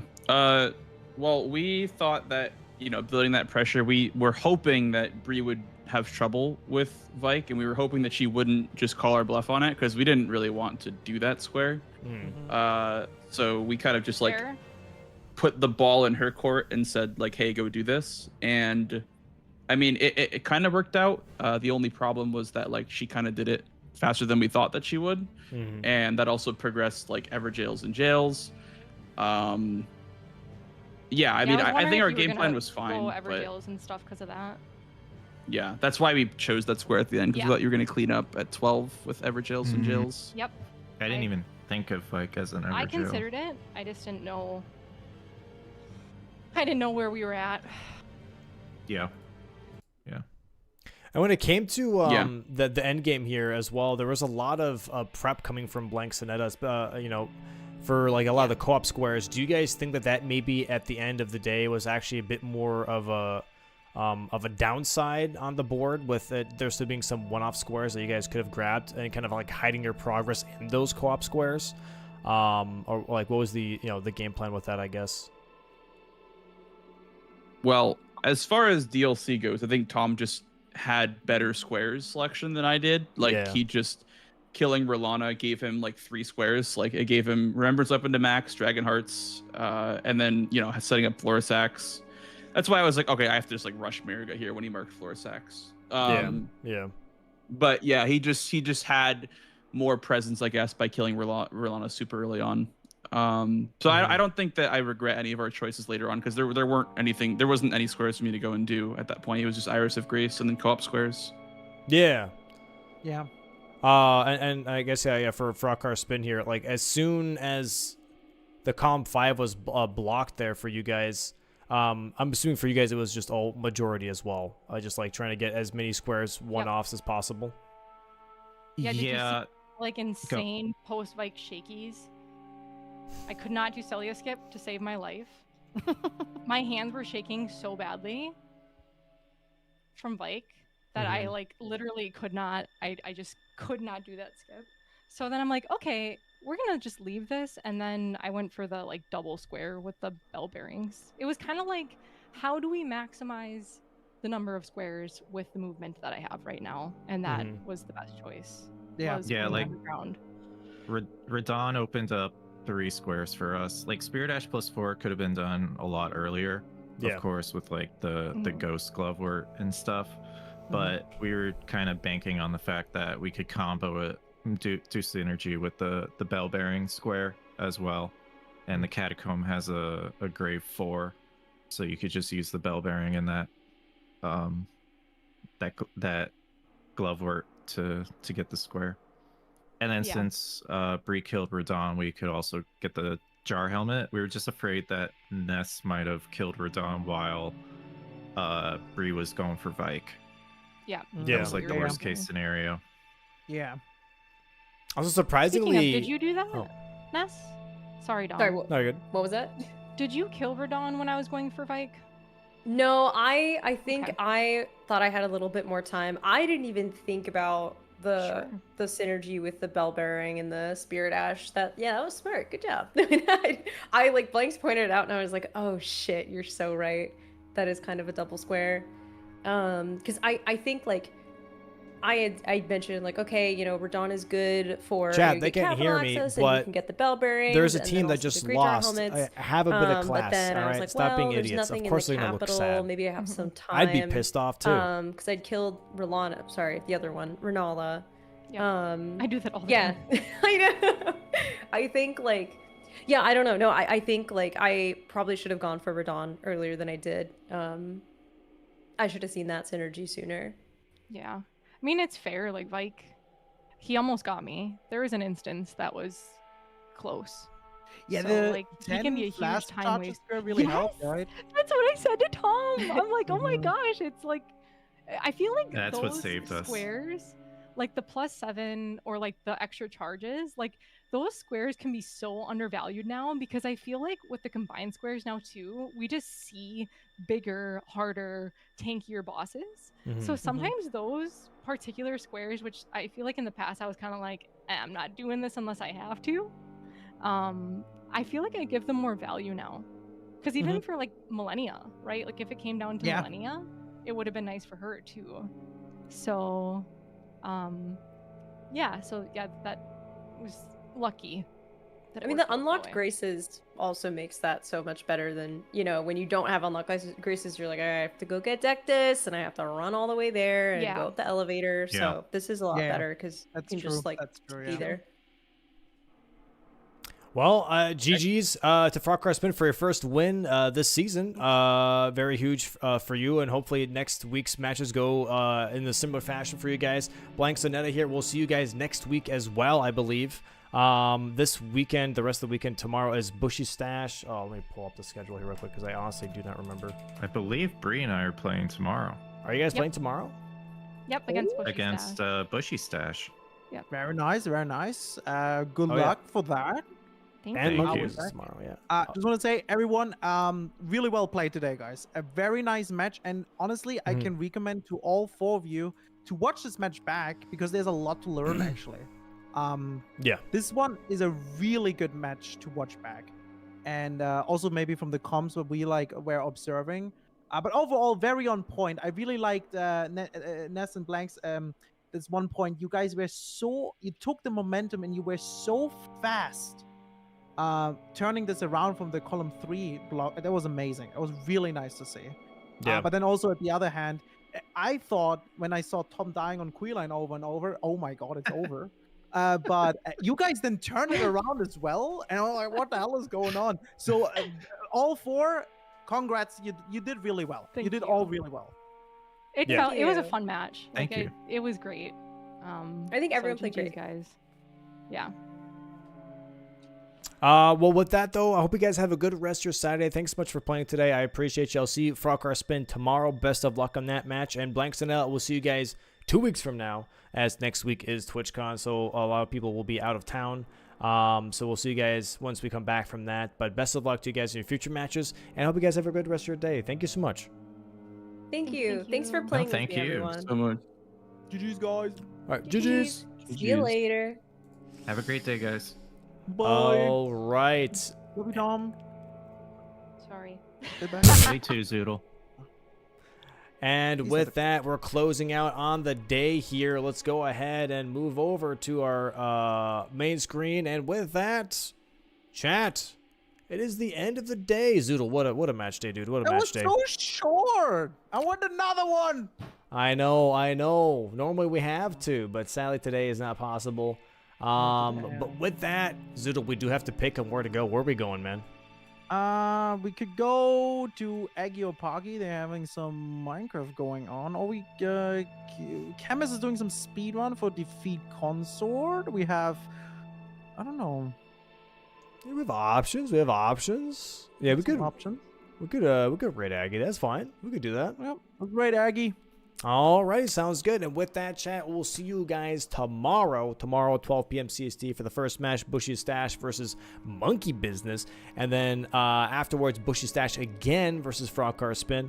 And have a great rest of your Saturday. Thanks so much for watching. I do appreciate you. The new Skips video will be made hopefully for next week. That we have that as like a nice in-between thing for in-between matches. And yeah, see you guys soon. Have a great rest of your Saturday. Bye-bye. Bye, guys. Bye-bye. Bye-bye.